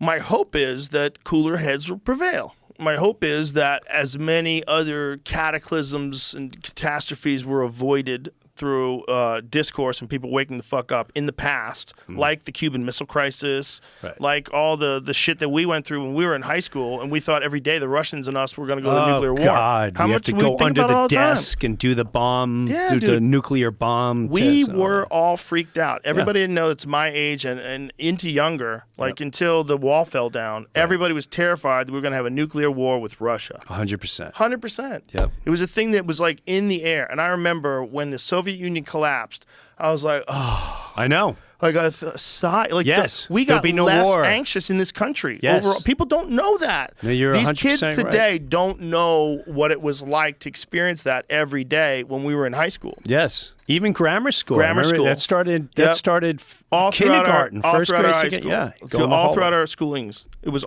we were always worried about Russia. Everybody I know that I talked to, We had to people put that grew up in Colorado, people that grew up in California, everybody has the same stories. Yeah. So when that dropped off, man, that shows that things can get better. Yeah. Even if it was only better for a short period of time. And it's not even a short period of time. It's just, this is how things go. They go like this, and then they go like this, and then we push back, and they go like this, and they go up, and they go down, and you got to constantly be trying to like move it in a direction where there's the least amount of corruption possible. And that's fucking hard when people have control over things. And that's why you should fight against control, because control it's never good. It's never good when they can just decide what you do and where you go. This is the fucking end point is always communism. If you just keep going, like Jordan Peterson said, keep going down that line, you get to a communist dictatorship. And when you hear all that kind of talk, and it's easy for people who don't have anything to go, yeah, the people who have it, they should give it to the people who don't have it. Like, okay, who's telling you this? Yeah, The exactly. government is telling you this. Why? Because they Right. want you to fight against each other. Right. This is all crazy talk. The billionaire is telling you and telling the masses, like, Yeah. no, you should share it for everyone. The guy with the 4 Soros. houses. Yeah. That guy. How do you not? Half his face is starting to hang now. It's a fascinating exercise that he's chosen to engage in. Yes. If you, there's That he's people like that. That's a big one. Well, That's it's, a big, but it's getting fuzzy. if you're and- playing that game, right? And if you're in that, like that's what when you have those guys, the speculators, the guys who are involved in betting on businesses collapsing, Right. and there's like a lot of people that are invested in destroying things, hostile takeovers. They enjoy those things, man. They love it, bro. I had a friend who started a company as his own company and hired this guy. I forget what his job was, but high-level executive. And then they tried to start a coup to get him kicked out of his own company that he started. And it happens all the time. And he had to again, if it's battle happening there. He had to battle it for a long time. It took a long time to get out from under it. And I was like, whoa, this is a company that he started. But that's what people do. Do you That's think what people do. They try to always get more and more power. It's just what people do. I feel there may come a time, I don't know, where dude, it's going to take a lot, where we just have a game show where you start uniting people. I always say, you put a game show together, unite the people, right? And you put the left on one side, the right side, and you're allowed to talk. You have to talk and you have to connect before the end of the day. You got to come out as best friend. But anytime you mention politics or something you think you know, but you clearly learned it from, you're emotionally involved, you get zapped, electrocuted, something like that. And it's just the whole game is... What? All right. Like, for instance... For instance... If you bring up politics, you get zapped? Yeah, like, for instance, because we need to unite. Do you know what I mean? We need to unite. So, like when we had no supplies, okay, remember, we got no supplies. But you'd have a billion Trump boating parades. You tell me at that time how to put the two sides together. You could have took the Trump boat paraders and you had to put on everyone that hates Trump, and you get you put and you go get the supplies. But you have to connect, get the supplies without fighting about politics. The point of the story is, I'm all over the place. The point of the story is, it doesn't matter how much you hate each other, how divided, or what you think about. We're all gonna connect the minute you I feel we unplug from it all and ignore it all. I don't know how that looks, though. We're all gonna connect if there's another conflict. If there's a conflict on our shores, we're all gonna connect again. That would be undeniable. If there was some sort of an attack, another 9/11, that would be what brought people together in 2001, would bring people together in 2024. When it brought people together in 2001, it was shocking. Everywhere in LA, everybody had American flags on their cars. It was a totally different vibe. And again, I hate to say it because I don't want it to happen. No. But when people realized what's really important, and that it's not all this bullshit that people are fighting about all the time. Yes. I think that's. I used to joke about the idea that intelligence agencies would infiltrate areas of society and ruin them to keep people fighting against each other. I'm like, why would they do that?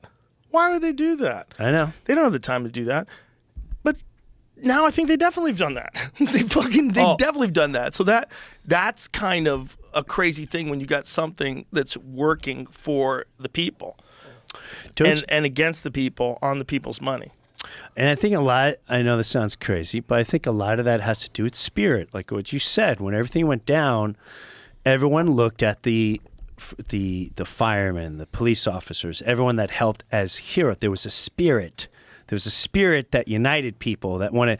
Now, going into conflict was a whole different story. And I also felt over the next couple, after that spirit, I almost feel like, oh man, the bad guys, they didn't expect that much spirit from us to look after each other.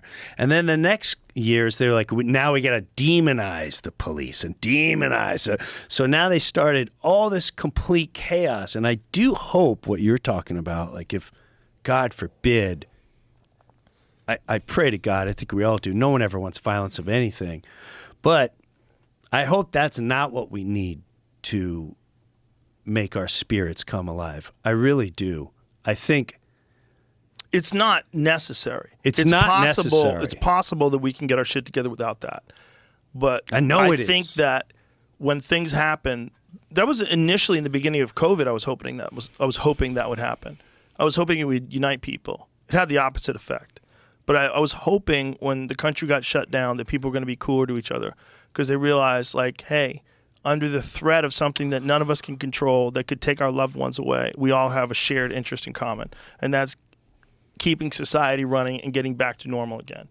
I think I was hopeful. Because I had lived through 9/11. I remember what that was like. That after those days, like, I remember people were genuinely nicer. For months, for a long time after 9/11. Over the whole country, everywhere you went, they were cooler. You're 100% right. But I do feel what that time did, at least for me, it taught me how judgmental I am. It taught me how much anger I still have in me. It taught me how much resentment I might have towards people. But what it did do, 9/11 did that? No. COVID. Did. Yeah.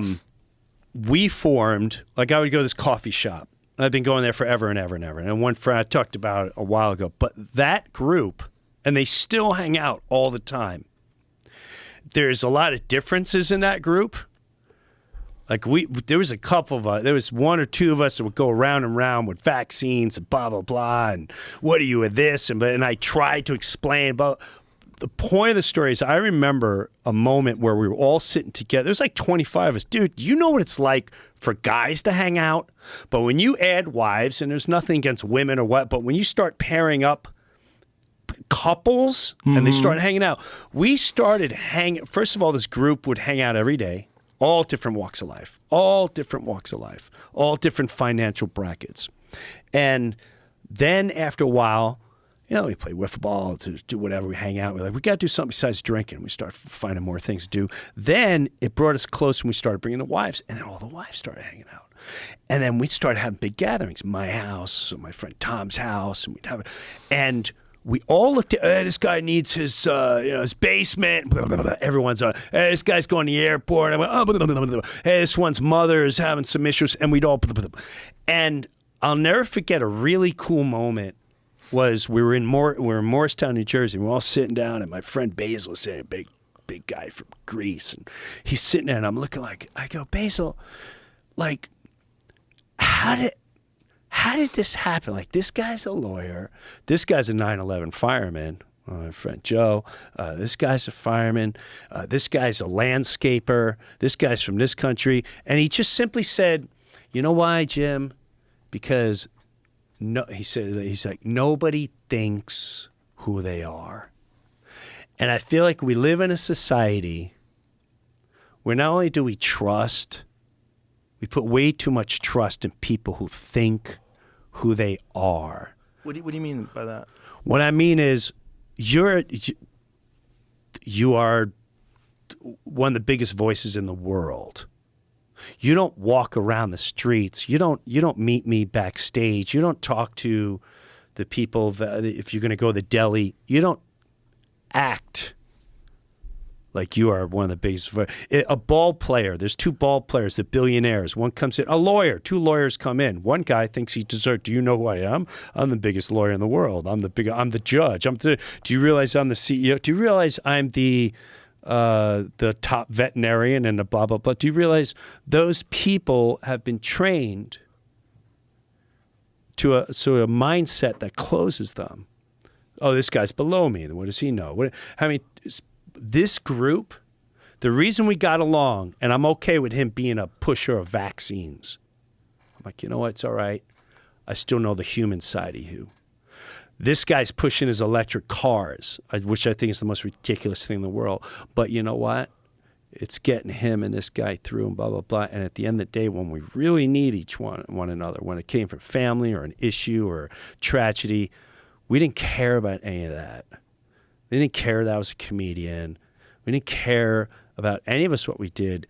It was that spirit and nucleus of just us being pure humans and caring with our hearts after one another rather than giving a shit what we do for a living. And do you know who I am? I'm not going to sit here while you disparage electric cars.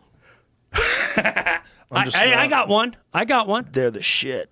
I got one. Jamie. I got one. I don't think it's fully electric. Did you see the new G-Wagon stuff? Oh, yeah, they got a hybrid. Not mine. Right? But It's it does this 360 Oh, maneuver. yeah. Yeah, those G-Wagons But are out it's of got control. electric stuff on it, yeah. You ever see the G-Wagon squared? It's like for people that don't think a G-Wagon is showy enough. You get a double-sized G-Wagon. Right. But the point is, I don't care about electric cars. You know what I mean? Bro, but they're I don't let amazing. that go. They're amazing. Well, I get it. I have one too. Which one do you have? I have the Chevy Bolt. Oh, My how daughter is that? drives it. But My listen, daughter drives it. get a And it's real- awesome. You need to drive a I don't want Tesla. one. No. Drive a Model I have. S I don't. I have Plaid. no interest. It's a spaceship. It's a spaceship. There's the I like the pumping the gas in. EV I do G-Wagon. too. I enjoy it. Jimmy, I've been in this. My I do friend too. Tom scares the shit out of me. You go like, it drives by itself Yeah, and looks I and don't like, do that. dude. I don't do that. I don't do that. But I do it occasionally. But I keep my hand right there. I really do. Most of the time, I like to drive it. But the thing is, like, driving it is I know. extraordinary. It's like being on a rocket. Watch this. It's 0 just- to 1,000. Yeah, you don't have to do that. That's not what I'm saying. The way it just integrates with traffic, not just going crazy like a maniac and doing something horrible. It's a different game. It's playing a different game. It can go to places where your regular car can't go. It can merge way faster than your regular car can and not cause any problems. You know, you have to speed up to get on the highway speeds. Everyone's going 70. You fuck it up for the people in the right lane. Not with that car. You're like, whoosh, Joe, I live in Florida. Everyone's 70, 80 years old. I ain't in a hurry. I know you're not in a hurry. It's not about being in a hurry. It's about the wonder that you feel when you're in control of this immense technology. I have been a gearhead my whole life. I had muscle cars when I was in high school, and as soon as I started making money, one of the first things I wanted to do is get a dope car. I love cars. I know. So I'm not an anti-combustion engine guy. I love those things. My favorite cars are 1960s to early 1970 muscle cars. Yeah. Those are my favorite cars by far, but they are dog shit compared to a Tesla. The way that thing moves, it's just whoosh. I agree. If a muscle car could move like that, oh my God. Even the best, like when they take a car and they retrofit it with all these amazing parts and they make it a resto mod with a modern engine and modern brakes, it can't fuck with one of those electric cars. You know what it is? Those things are on a totally different level. Maybe you know what? I'll admit, I'm a little intimidated, almost like my kid trying to show me how to use my phone. I'm like, I don't want, it's too many buttons. I don't want to deal with this. Those things are easy to learn. I love getting in someone's Tesla. I love that. And they got the whole, he just presses the button. Do you know how to and make a thing. phone call with your phone? Yeah. Do you know how to send a text? Yeah. You can drive a Tesla. It's not hard. No, I know that. The screen's this big. It's too much It's for me. great if you're fucking looking at the navigation. No, it's I the know it's greatest too screen much. ever for navigation. You're looking at a literal iPad in front of you. I believe it. shows you all the roads coming up. It's fucking fantastic. I believe it. I'm not. Can't be scared. If you're gonna drive one once. Drive one once. You'll drive it and you go, oh shit. Okay. Like, this is amazing. It's a future. Jamie, talk to him about your Plaid. I agree with you. Tell him Here's how my it thing. feels. I can't sell it better than you just did. The Hey, leaving, you sold it. leaving a It's red done. light is the best. It's the best. The light turns green. You're like, bye. Wee. Wee. If you're in the front, you're like, wee. You're going 70 miles an hour before they hit 20. There's no gears. It's one gear. I got it. Bro, I got it. talk to me. It's fun when someone thinks like, "Oh, a Tesla pulled up next to me. Watch this." And they're just, Oh, dude. I remember I was in my You can just see GT3 'em try. RS. I have a GT3 RS that's built by Sharkworks. So they take a regular GT3 RS and they juice it up to 518 horsepower. And it sounds like a dragon. And this dude in a silent Model 3 just zipped past me. I gunned it, man. I tried to keep up with this guy. You're not taking me I out. didn't have a chance in hell. He was way faster than me. And that car is fast. It's a literal race car. Yeah, I believe you. It's a fast car, and it was nothing compared to that little electric car. It went, wee, bye, see ya, got you. bye-bye. You look stupid, making all that dumb noise. Rumber. I'm 3 lights behind you. But the I'm thing still is- 3 lights behind you. Life is not a race. And the thing about cars is what I always tell people, if you really want to enjoy a car, what you want is a car. It doesn't have to be the fastest car. You want to get it down to where you feel the most about what's going on. That's what driving a car is really all about. The more numb it gets, like a Tesla's kind of numb. It's electric. It doesn't make any sound. It handles really well because it's got all these computers that are calculating everything and amazing suspension. Yeah.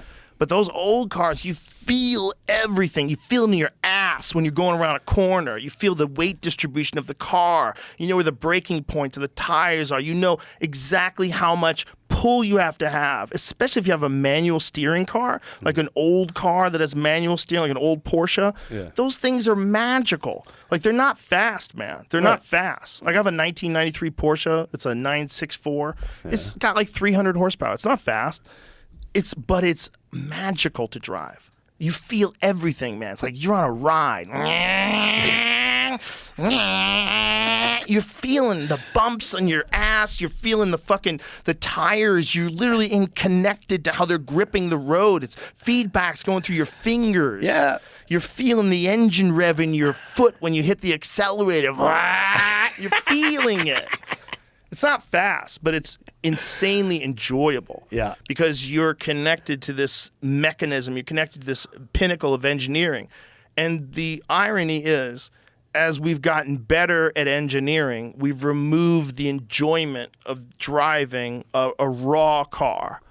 Raw cars are the most enjoyable thing to drive. Okay. At least for me. I got you. Like, my wife doesn't want nothing to do with those stupid cars. I know. Loud, I know. fucking stinky. I know. She loves a nice electric car. Wee, no noise. Wee. I get it. I'm in. A lot of people don't like it. That has nothing to do with liking. But if you could drive a 1970 Porsche, a good one with a real good suspension, one that's been done up a little bit so it handles better, oh my God. It's the way to go. 2,200 pounds. You can get one that's 2,200 pounds. It doesn't need much horsepower, like 260, 270. That's all you need. I'll look it up. And you just, I'm telling you, if you did it, it'll change your life. All right. It'll change your life. I'm not gonna debate it with you. It's not something you go to the grocery store with. It's something you're like, Jim's got to clear his head. Is that what it is? Yeah, you're on a ride. I'm a parts guy.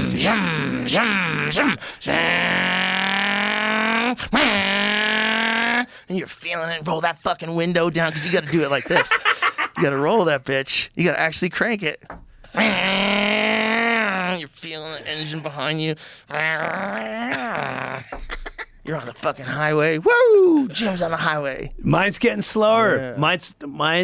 The windows are coming down. Show me got a little Magnus slower. Walker. Magnus Walker takes his Porsche out on the highway. I think he took it out on the 110.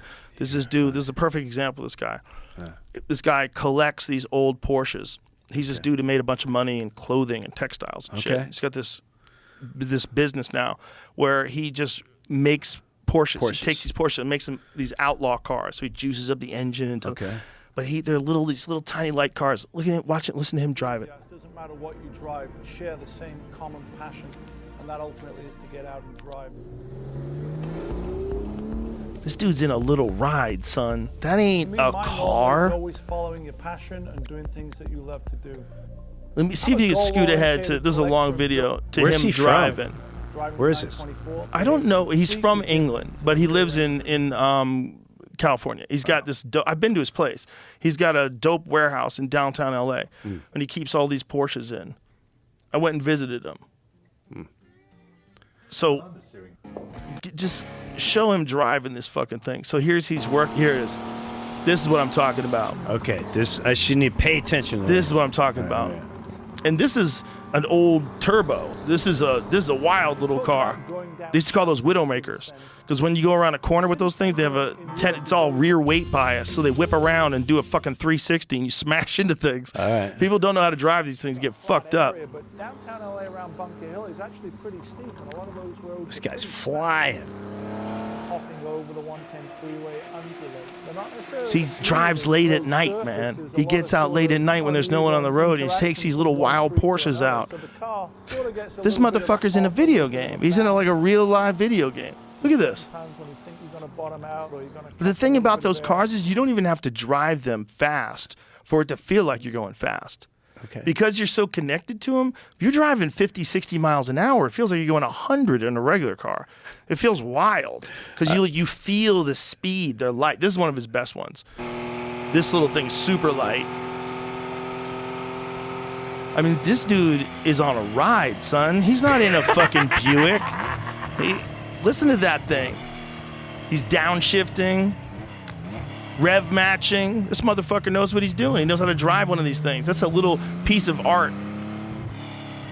That's a different experience. That's his zen. Yeah, that's your zen. That's so much different than driving an electric car. That's the total opposite of an electric car because it's not the most efficient. Right. It's not the biggest technological marvel, but it's the perfect balance of fun and feel. I got you. And transportation. I got you. Just makes my dick hard. See? Woo. I'm the opposite with a bicycle ride at night. That's a great thing, too. Yes. That's a great thing. That's not the opposite. That's a beautiful thing. I'm taking a bicycle ride. Pitch black. No one out. Dude, a bicycle it's peaceful. ride. It's beautiful. A bicycle ride at night is amazing. Not no. spent, a ride. Ride. Yes. Just get on a bike and just drive around. Clear your head. Yeah. You know what I've done, too? It's nice. What's that? Jet skis on a lake at night. Ooh. Not going fast. Just tooling around, bro. Just tooling around. I want jet skis. Not that I want. Nice. I would love, if I had the opportunity, I think jet skis rather than a boat.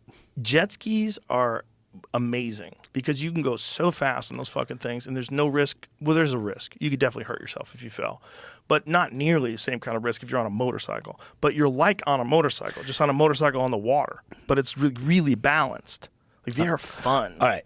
So here's my thing with let me tell you when I stopped with the fast. I was a fast guy. This is one of those weird moments. I'm being dead honest. Okay. I just got my new car. Swear to God. All right. And I'm doing a gig. I'm out and this freaks me out. This is why. So I go do the gig, and as I'm driving back, it's about, I don't know, 1:30, 2 in the morning. It's way out Long Island. I'm going back to Jersey because it's striking distance going back home. As I'm in the left lane, okay? It hit the rain. It's dark. Blah, blah. I'm with my friend Rob. I'm flying. Oh, no. I love going. I'm hitting 90, 95. Oh, no. To me, that's awesome. And it's raining? Yeah, it's raining, but it just finished raining, and now I'm on the Jersey side. And on my life, as I'm driving, the inside goes, Jim, go in the middle lane. I'm not talking about, dude. And as I'm middle lane, and he doesn't even know I'm having this conversation in my head. Right. I'm saying, go to middle lane.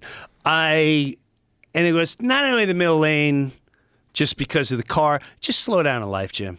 Right. So this is my wackiness. I go into the middle lane on my life, Joe. On my life. This freaked me out. The second I got in that middle lane, there was a car. All the lights off. Oh, no. In the left fucking lane. Oh, no. Just sitting there. Oh, no. And I went, and the two of us went, holy shit. Dude, if we didn't fucking move to the middle lane, we would have fucking hit that. And then I noticed as we were going, there was a bunch of cars on the side. So I don't know what kind of accident broke out.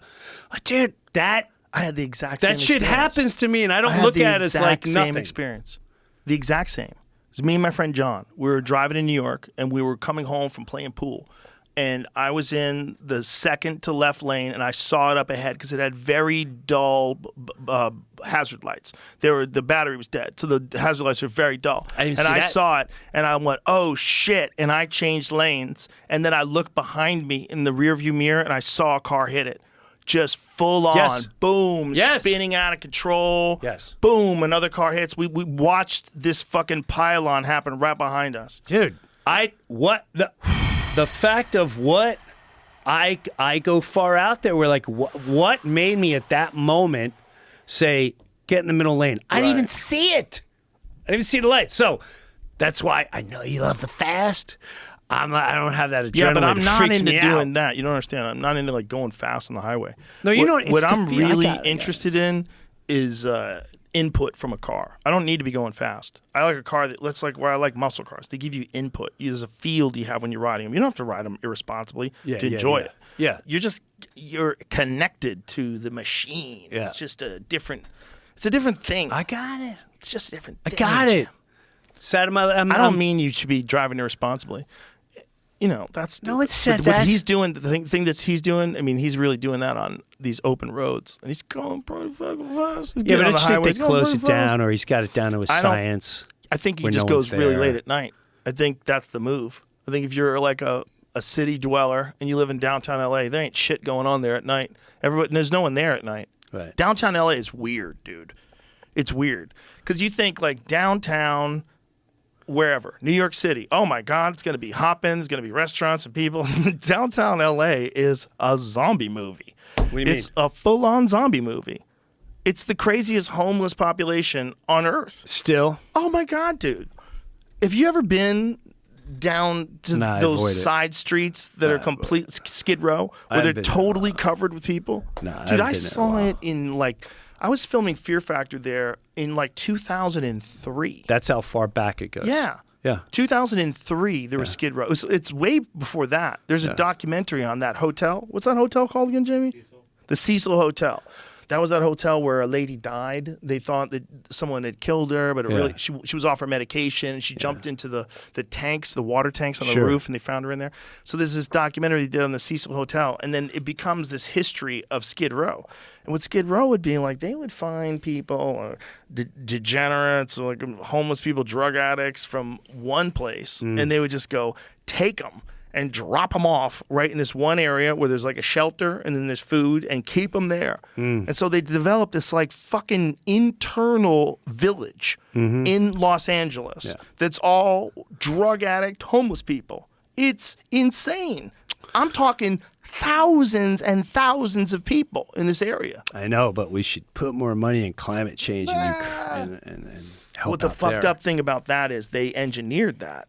They made that area. That's they how I sent feel. people to those spots, and they had police that kept people from leaving that area. If you've been traveling, haven't you seen certain cities over the last couple of years out of nowhere all of a sudden has a huge homeless population? Yeah, a lot. Like this is in my opinion, from traveling. I mean, but I remember Denver was one of the first places where I was like, what the like this happened quick. Why are they all in Denver? And then Portland. I was seeing L.A., but not to the. I've been out of L.A. a long time, so not to the extent that you have. San Fran, the first time. My God, it was like 2017, 18. I was traumatized what I saw in just a short amount of time. It wasn't that crazy.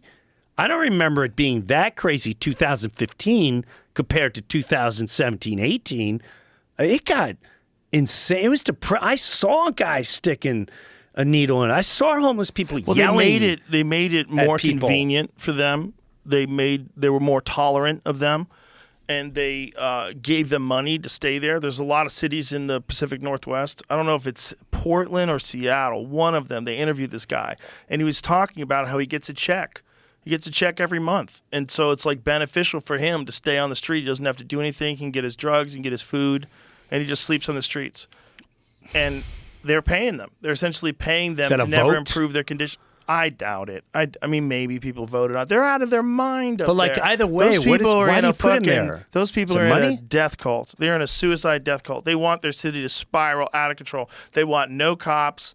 They want But why? trans kids Why? everywhere. I don't know, man. There I don't know. has to be a China, reason why. TikTok, probably Russia. It doesn't make sense. I gotta pee. I got to pee really All right, bad too. We'll come back. It just We'll doesn't make wrap this sense. up. It doesn't make sense. It doesn't make sense that people are buying into it, right? We'll be right back.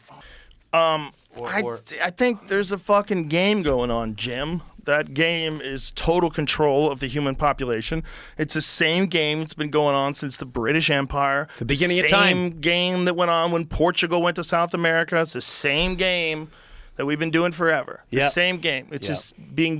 just being done on a different playing field. It's a different world. There's a different influence. There's this whole digital thing that no one's completely got control of yet.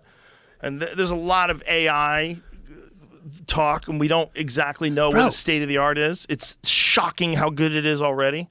So the other day, I don't know what it was, but over Florida, Southwest Florida, my daughter and I were riding a bicycle, and You saw a UFO? no, it wasn't. No, it wasn't a UFO. It was this. Wait, it was You saw that giant alien at the Miami no, Mall? dude. Epstein's Island. Can we send out the aliens, please, immediately? There have been 10-foot Anunnaki. It was 10-foot Anunnaki. Where's the video? There's clear, grainy video footage. There's fucking high-resolution cell phone footage of those kids beating the fuck out of people at that mall. Well, not that. How many cameras are in a freaking mall? There's no cameras in a mall. You don't have understand. anyone videotape. They don't work on aliens. The cameras don't work. Oh, you know what? That's what it's. No, so we're looking up in it. Damn it! I had a friend of mine try to convince me that the aliens erased the video footage that he was getting of the flying saucer that was in his backyard. Come on. No, he really believed it. No, so this was. I'm like, bro, you forgot to Here we press go. record. So this Jesus was. Christ. So first, What is that? I don't know. That's what I'm asking you. Okay, So that looks like a launch. So that could be either a missile test or that could be a satellite launch. Where was that? okay, You're near Cape Canaveral. That's like Tesla thing. Sorry, Tesla SpaceX. Yeah. but here's So here's you're- what was you're near wild. Cape Canaveral, right? Yeah. Yeah, that's what that is. Okay, so Did you Google rockets being launched but that look day? at but what Or was did you go straight to Reddit? No, I knew. I was like, I'm not going to go on either one of these. I just watched it. And I just watched it, to be honest with you, because it formed a cloud, and it looked like there was this weird cloud formation in the middle of the sky. And then all of a sudden, there were 2 or 3 of them that started jetting out from each side. I was like, oh, wow. But what blows my mind is when you look at it, as you say it's a rocket, it's moving, you see, it almost looks like whatever it's cutting through, you see it. Do you know what I mean? Well, like that's if you're just going what it through looks water, like. you're like, and you see the water. And Right. Do you if know- you're going through air, it's Okay. But do you know why? no. It's heat. It's heat and condensation. It's the same reason why you see contrails after jet engines. Okay. So with jet engines, when they go through the sky, we say, oh my God, they're making fake clouds. Yeah, They yeah. are making clouds. Yes. This is how they make clouds. Yes. It's an accidental thing of having a very hot jet engine that's going through an area with a very specific amount of moisture in the air. So when they travel through with a certain amount of humidity, a certain amount of moisture with the heat of the jet engine, it literally creates clouds. And the thing is, like when people say, oh, they're geoengineering, involuntarily, for sure. Like maybe they've done some stuff. They've definitely cloud seeded, and there definitely have been some experiments about lowering the temperature of the Earth by seeding things in the clouds. There's definitely been experiments and definitely been studies and discussions about that. But one of the things that happens when you have all the jets flying back and forth like we do is you are 100% creating cloud cover that cools the Earth. They found that out during 9/11 because after 9/11, when they shut down all the airports, they shut down all the flights, and there was no planes in the sky. The temperature got warmer, and it's because they're literally covering us with clouds every time they go over in these jets. That's what's happening. So when you're looking at that, that's a similar version of that. You're looking at this insanely powerful rocket that's shooting this satellite up into the There's sky. a meteorologist explanation of that. Ice crystals come out of the spacecraft exhaust. Wow, are beautiful, and they glow whenever the sunlight hits them. If we're in darkness, but the sunlight is going right past the limb of the Earth, then when those ice crystals are up there, they turn into this fantastic show. Amazing. So it's cold as fuck up there, dude. You got to realize, you ever look in a plane when it tells you the outside temperature? Yeah, it's like minus 33. Yeah, what the fuck, dude? Minus 60. It is freezing up there. So when you're passing through that with a hot jet engine, you're basically making the equivalent of like if you go outside in the winter and go, Right. right, but you're doing it in a way more extreme version. You're literally turning it into a cloud. So who is that now? That's SpaceX? I think that's What is that? SpaceX with Did you see Jamie that? saw. Yeah, I did That's see that. A Alaska fucking Airlines. door blew off in Alaska Airline. Did you see the other one where the What? plane crashed? What? Bro, this United one I don't is... even think this was the door they said. It's No. just a part. It was next to the door. Oh my God, it's just a chunk of the fucking... Oh my God, it's And the just a person chunk of the didn't fly airplane. out? Maybe it was a door. Maybe it was a door. And no one flew out? Holy shit, No, dude. it happened 20 minutes after they left, and they're still like they showed them flying. They just found a phone. Can you imagine sitting right there? Someone's iPhone fell out while they were up there. Oh my and God. they found it. Can you imagine sitting Still right working. there? It still worked? Yeah, no, yeah. The 2 people that were sitting there had missed the flight. They said. Are you serious? Yeah. Oh my God. That's bizarre. What are the chances of that? The one door that's going to come off out of billions of flights, That's the 2 people that were supposed to sit there See, they're still that's didn't the baby come to the Jesus. flight. coming down while the door's open. The baby Jesus looking out for him. That is so crazy, dude. The flight attendant's making sure. He's like, "You sure there's no one there?" It's not even a door. It doesn't look like a door. It looks like a hole. What do you got going on here? That's just YouTube. I don't know. Okay. a lot of YouTube videos that get looked up on this show. Dude. Can't look at this algorithm. Holy crow. Yeah. So did you see the other one where a United airline crashed, landed? It landed, but it landed so hard that it bent the fuselage. No. Yeah. They have video of it? They don't have video, but they have photographs of the fuselage that's bent. So whoever was flying this thing, there's someone tweeted about it. Like it was like a new pilot. This was August, maybe. Yeah, look at that, bro. It crashed so hard it got a dent in the middle of it. Well, in Japan, those two planes ran into each other. It said it impacted the impacted the runway 3 times, resulting in bent fuselage. It's fucking what the fuck. And so what happened in Japan? Are they going through a similar thing where they're just hiring anybody? No, I think. Wait, United was the one that was like, we have to hire X amount of this, Y amount of that, and I think Schneider. I saw a No, it was on the runway. They ran into each other. Oh Jesus! Oh, Christ! A huge explosion. Oh my God, that's so crazy. 389 people got off. No one died? Oh my No one God. died? No, people died on Couple the people smaller died. plane that hit it, I believe. Dude. What a horror show. You make the whole flight, and then that's how you Oh my God, dude. already landed. You're done. There's a fucking great book called The Strain, and it's about I think Guillermo del Toro wrote it. Yeah, he did. And then they turned it into a series for. Am I saying it right? Was it The Strain? They turned it into a series, but it's about this plane that lands and everybody in the plane's dead. All their blood sucked out of them. It's like it's a vampire book. Oh, it's a vampire. I haven't seen this yet. Have you heard of the new Netflix movie, real The Society of page-turner. the Snow? It's about a plane crash. I heard that it's Hasn't very this been violent. And done? They start eating each other. And all something like that. Yeah, It's about people who ate each other, from Lord of the Flies to Lost to Yellow Jackets. Fictional stories about plane crashes leaving people stranded in the wilderness have long been the fodder of popular entertainment. These narratives generally delve into the dark side of human nature, often centering on how survivors eventually turn against one another under the stress of such dire circumstances.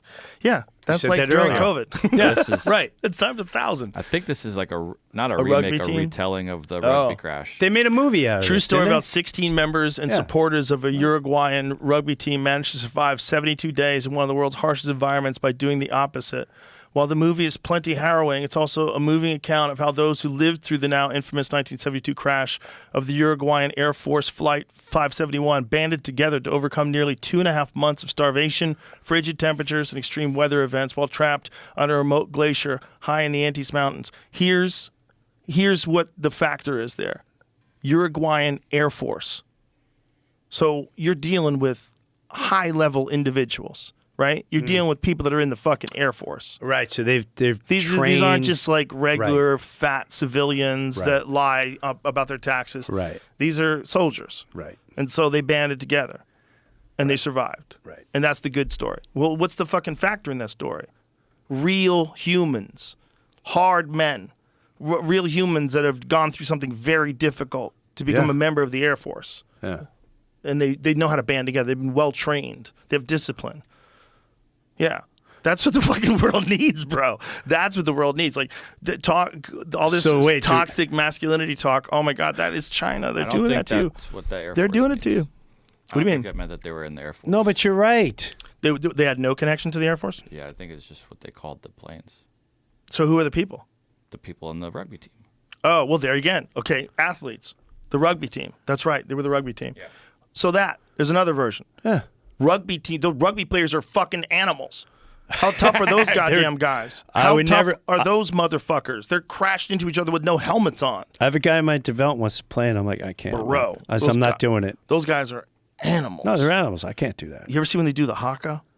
Yes. Is that wait? Yeah. No. Is that like the Samoans warrior? do it? Yeah, before they do. Yes. Holy shit, bro. It's spooky. It's amazing. Now, can you imagine like amazing. 1,000 people invading your town doing that? Like people would already lay down. I don't want to fight these guys. Well, I'm imagine out. just looking like those Braveheart type wars. Yeah. We're looking at people over the other side. I'm out. Show me some of that, Jamie. Show me some of that.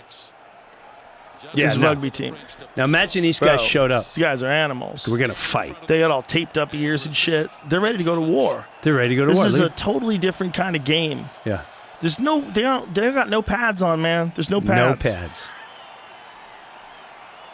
And these guys fucking collide with each other. Watch this.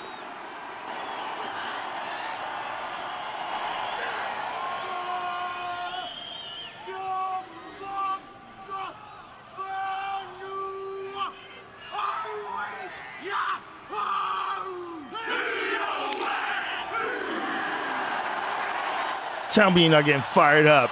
Imagine this guy did this in the bar as you're coming out. He said the wrong Not thing. good. Not good.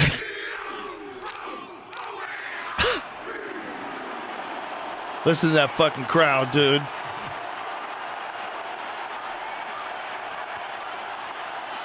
That's not aggressive, is it, walking up to the line like that? And that guy's crazy.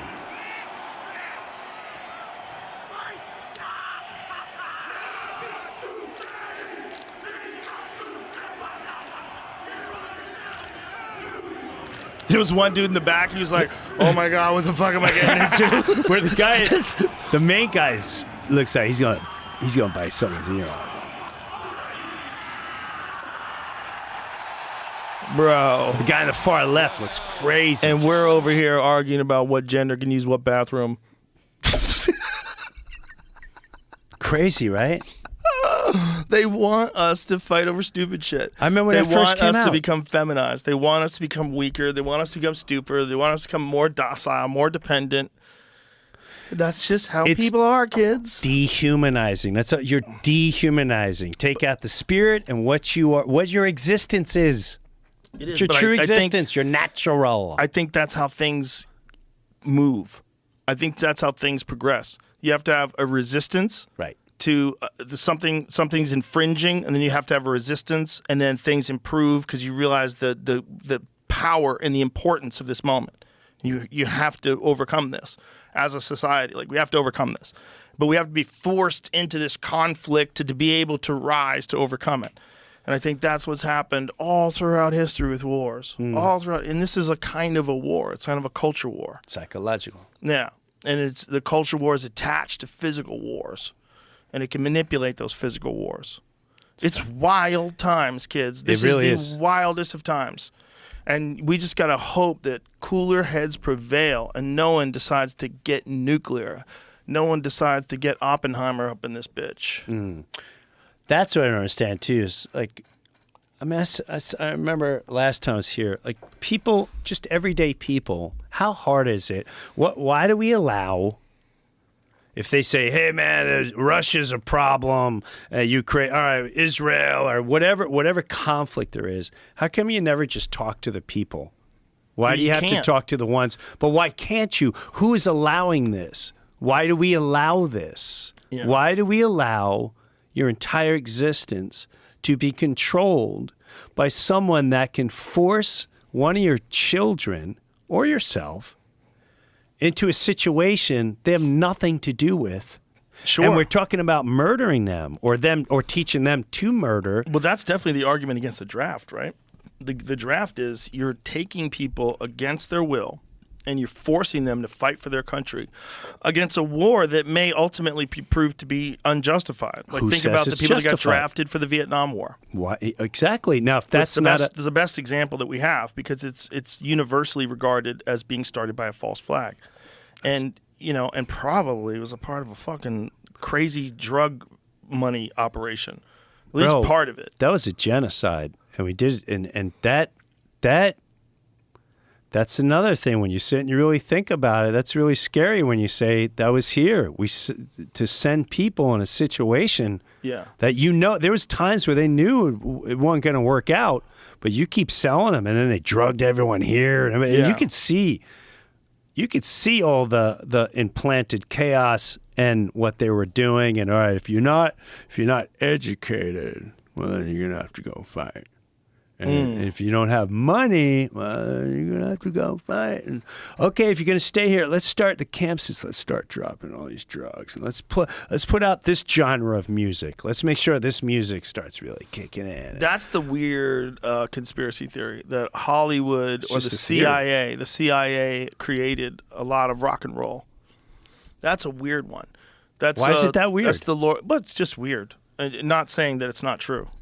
Get them on every level, entertainment Right. and everything. It's just like to a degree sports or something Right. like that. Right.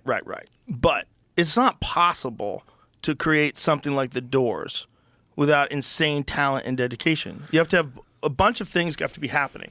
So how much influence do they really have? I mean, how much influence do they really have where they can create Light My Fire? Who creates the airwaves? No. I mean, the actual recording itself is brilliant. Yes, I agree. You know, Break On Through to the Other Side is a fucking brilliant song. Mm-hmm. It's a brilliant song. It's one of those songs where it brings you back to the year in which it was made. You feel it in the song. It's like a time capsule. That song's magic. So if the CIA really did create rock and roll, if the CIA really was involved in the hippie movement, like how much were they involved in the magic that was the Doors? And can you do that again, please? Were you guys really involved in Hendrix? Because that's the thing. They always said, like, Hendrix was like a product of the CIA. I'd heard that. Like, how? How did you make the greatest guitarist of all time? Do it again, please. What did you do? And for what? You know the latest one? Like, no, but Rap I'm starting music. to hear all this. The latest one is rap music. The latest one is the CIA created gangster rap to cause chaos in the communities. I'll tap that entertainment thought, because if you think about it, I was a metal guy. I don't know what kind of music you were into. So I was very like, hey, listen, this crap. Black people singing, trying to steal. Like, that's the mentality of where I grew up and the music and da-da-da. And so, but then all the chicks started listening to hip hop. And to break my heart, you see like dudes break dance. I'm like, oh, dude, you're going to the other side. So it was breaking out, and it was becoming, it was crossing over. And it was also, I wouldn't say harmless, but it was more upbeat. And so if you're any music that influences both sides always has to eventually get steered in a certain direction or another direction. That's just my own thought. And if you look at all like tremendous people that would start crossing over, like, oh yeah, stop this. He's singing about whether it would. I even thought that sometimes about some of the deeper metal bands. Like, these guys are talking like this guys running around acting all violent, smash each other, talking about creeping death and got some issues, Charlie. I'm telling you, they're pretty round up. So you're saying that someone's like controlling who makes it through and who doesn't? 100%. Why wouldn't it? Why would you allow certain individuals or certain music to get out there, and then if it gets out there, anything that can control Well, first of all, that much has to be monitored. Well, first of all, when someone's making music, right, in the beginning, you're not making any money. So you got to get really good to the point where you're an artist who makes amazing music for you to be popular at all. You can't fake it. People faked it a little bit with like some pop songs. They put together some bullshit for sure. But if you're talking about like classic rock, that shit was not fake. They figured out. Good. They tapped into some kind of creativity. And I don't think people anticipated that. I don't think that existed before. I think the difference between 1950s rock and 1960s rock is the Grand Canyon. It's crazy how different it is. You go from fucking Buddy Holly to Led Zeppelin. What? You know, you go from been a long time since we rock and roll. Like, you listen to that kind of music, like, holy shit. And then you go just to the 1950s, and, you know, you have good music. You have fun songs, but they're kind of simplistic, man. There's something about the drug culture and the drug culture influence on music, the psychedelic culture influence on music in the 1960s is substantial. Whether it's what happened with the Beatles, what happened with, for sure, what happened with many bands. Jimi Hendrix, absolutely. The Doors, absolutely. There's so many classical bands that were experimenting with LSD. You know, they were hanging out with Ken Kesey. There were, you know, there's been a lot of those bands that were doing wild shit, man. So do you think, because sometimes I'll think, well, they were whacked or they had been taken out because they were freeing too many minds or emotions? No, I think they live in a lifestyle for the most part. I mean, the Kurt Cobain one is kind of crazy. What's that? You know, he committed suicide. And then there's a whole conspiracy that he was actually murdered. There was a documentary. There was like a docudrama where they had someone like playing the cop and, you know, the whole deal. And it's sort of trying to paint this story that he was assassinated. But at the very least, the guy was doing heroin all the time and was probably suicidal. And a lot of the deaths, you're talking about guys like Jim Morrison, he like fucking choked to death on his own vomit, man. Same with Hendrix. The Hendrix one is kind of crazy because one of Hendrix's old bodyguards apparently he was saying that Hendrix was killed by his manager, that he was about to leave his manager. So Hendrix's manager killed him and he controlled the rights to all of his music. Now, is that far-fetched at the It's end not of the that day? far-fetched because the mob was running music back then. Just like the mob was running Vegas, the mob was running New York City. It wasn't like you're dealing with people at CAA. You know, you're dealing with some incredibly unethical, dangerous people that live in the world of live entertainment. Right. Wild drug-using people. Right. Like that guy, Phil Spector, that killed that lady. He put a gun in that lady's mouth, and shot her in the head. And he picked her up. She was like a waitress in Hollywood. He brought her back to his mansion and shot her in the mouth. And apparently he pulled guns on people all the time and just point his gun at people. This is the guy that produced, he was the Wall of Sound guy. He was the guy that produced so much incredible music. Well, there's a lot of great producers that supposedly have these dark, it's like an organized type crime, whatever that falls into. They're probably doing pounds of blow, dude. They're probably doing pounds of blow. As long as it's stable. There's no way a guy who puts guns in people's mouths is not That's doing a lot. blow. That's crazy. That Yeah, no, guy's you're right. 100% not smoking weed. That guy's doing blow. That guy's definitely on something He's outside of out weed. of his fucking mind. Yeah, that's on far blow. out, bro. He's out of his mind on blow. Yeah, and he would wear wacky wigs. He was bald, but he would wear these crazy wigs. Like crazy, like afro wigs. You ever seen his wigs? No. He would change his wigs all the time when he was in court. Who's the guy? Phil Spector. Yes. See if you can find out the Phil Spector's different wigs that he wore. Look at it. So this is during his trial. Yeah, look at this. Imagine you want people to think you're not guilty and you literally dress like a Willy Wonka character. Look at the pictures of this wore guy. different wigs. So how many different wigs did he wear during the trial? He got a crazy power trip, lost his mind. Yeah, he was an evil Lost man. his mind. Yeah, he lost his mind.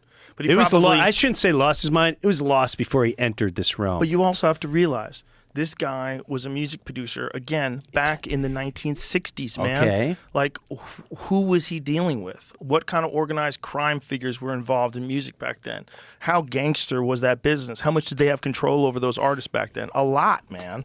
A lot. That's what I'm saying.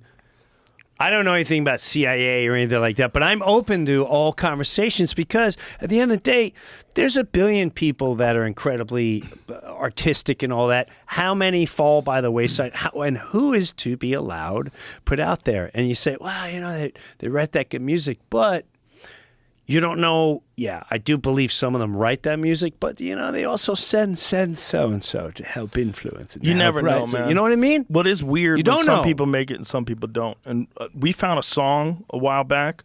Brian Simpson sent it to me. It's I'm Alive by this dude, Johnny Thunder. And he made this song. I never heard of Johnny Thunder. He sent me this song. Get that song, Jamie. He sent me this song, and the song was from 1969. And you hear this song, and you're like, oh my God, this guy's a star. This guy's a star. You hear this song, and you think there's no way this guy doesn't make it. Listen to this shit.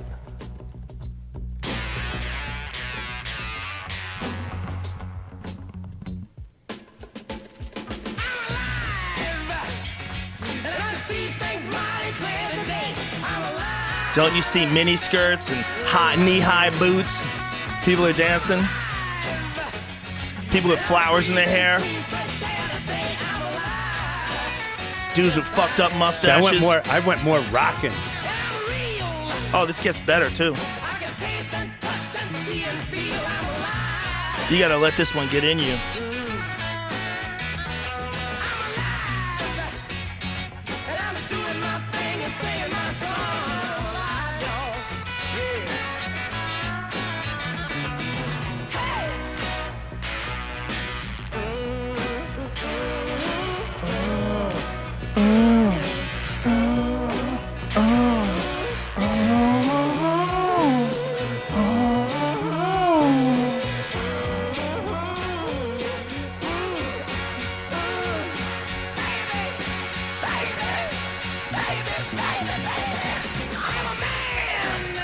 He's putting everything in that. Come on, son. You know what this reminds me of as I'm watching it? You ever see that guy who listens to music for the first time that he's never heard? He's like I don't know if he's Jamaican or whatever. Oh. He sees like his facial expressions. Oh, yeah, there's a bunch of those. Yeah. Yeah, online on YouTube. I love yeah. watching that stuff. Yeah. So this guy, man. So wait a minute, never so what made it, happened to man. him? He's gone. How many albums did he make? I don't know. The thing is that the other music wasn't as good. That music was magic. It's just like, I feel like if he was working with the right people, that guy's a bad motherfucker. That song's so good. I've listened to that song 1,000 times. Every time I listen to it, it just brings me back to 1969. I just imagine that dude on stage singing that song, and I see all those people dancing. Like, that song was fire. It was fire. He just nailed it. And I don't think he ever did it again. I mean, I never heard another song that connected with me that he did. I might be wrong. I haven't heard all of them. Maybe he did another one like that. Well, I remember we were really into Johnny Cash growing up. And I remember when after I saw the movie, then I realized he had a TV series. And then Johnny Cash had a TV series? Yes. What was it? It was called The Johnny Cash Show, and it was on TV. Oh, I remember this now. And, bro. Can we see what that looked like? Yeah. The Johnny Cash Show. And like the whole story behind the Man in Black, and one show, hold on a second. But the first thing I recognized was, yeah. What? And I can't remember if it was live or. Was this in Nashville? I don't know, to be honest with you. Wow, look at this.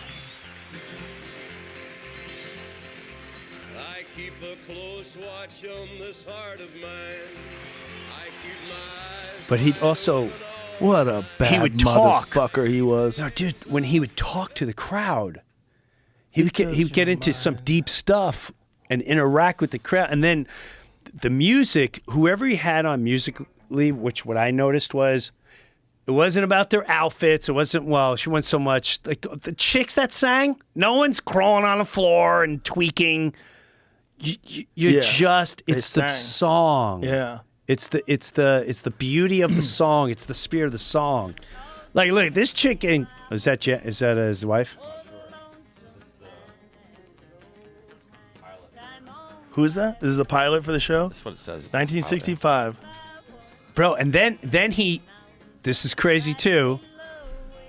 He just wanted to sing gospel his whole life, and they were like, yeah, you're not doing it. And that's what I picked up from the movie. There was a scene where he goes to the producers or the record company, and like, yeah, no, we're not.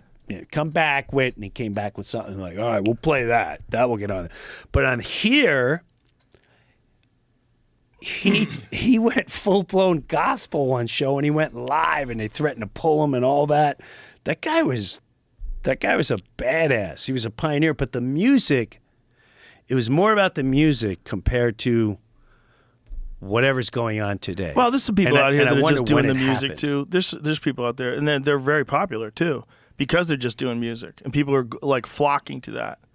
There's a lot of that now. Like guys like Zach Bryan, people like flock to that dude because it's just music. It's just music. There's no antics. It's just him writing amazing songs and singing them beautifully. And there's a bunch of those people out there right now, and they're thriving because people are connecting to it. Did you ever hear The Highwayman? No. You never heard that song? With what? With It's who? one of my favorite Johnny Cash songs. Oh. It's Johnny Cash with Waylon Jennings. Waylon Jennings was great. Yeah. Willie Nelson and Kenny Rogerson. I've heard this song. It's fucking beautiful. Yes, I've heard this song. But the Johnny Cash line, he goes, I fly a starship across the universe divide. And when I reach the other side, I mean, it's fucking amazing. It's an amazing song. They tapped into something, man. They did. But what my point is about the CIA creating the 1960s music, listen, they might have helped those people and influenced those people and wanted degenerate people to reach the pinnacle of success so it would ruin society. That's totally possible that they got behind that. But also, They didn't create Hendrix. Hendrix created Hendrix. They might have allowed him to do that and almost pushed him because they wanted the moral decay of society so they could go in and close loopholes and put rules in place. One of the things they did in 1970, there's a sweeping Psychedelics Act of 1970, and they did that in response to the 60s movement, and it made all psychedelic drugs illegal. They all became Schedule 1. So if you wanted to stop a society from waking up, that's what you do. You go in and you promote the most insane behavior, like the Manson family, like was really detailed in the Chaos book by Tom O'Neill. You promote the most egregious, offensive versions of the hippie culture. You get them hooked on acid. You make them commit violent crimes.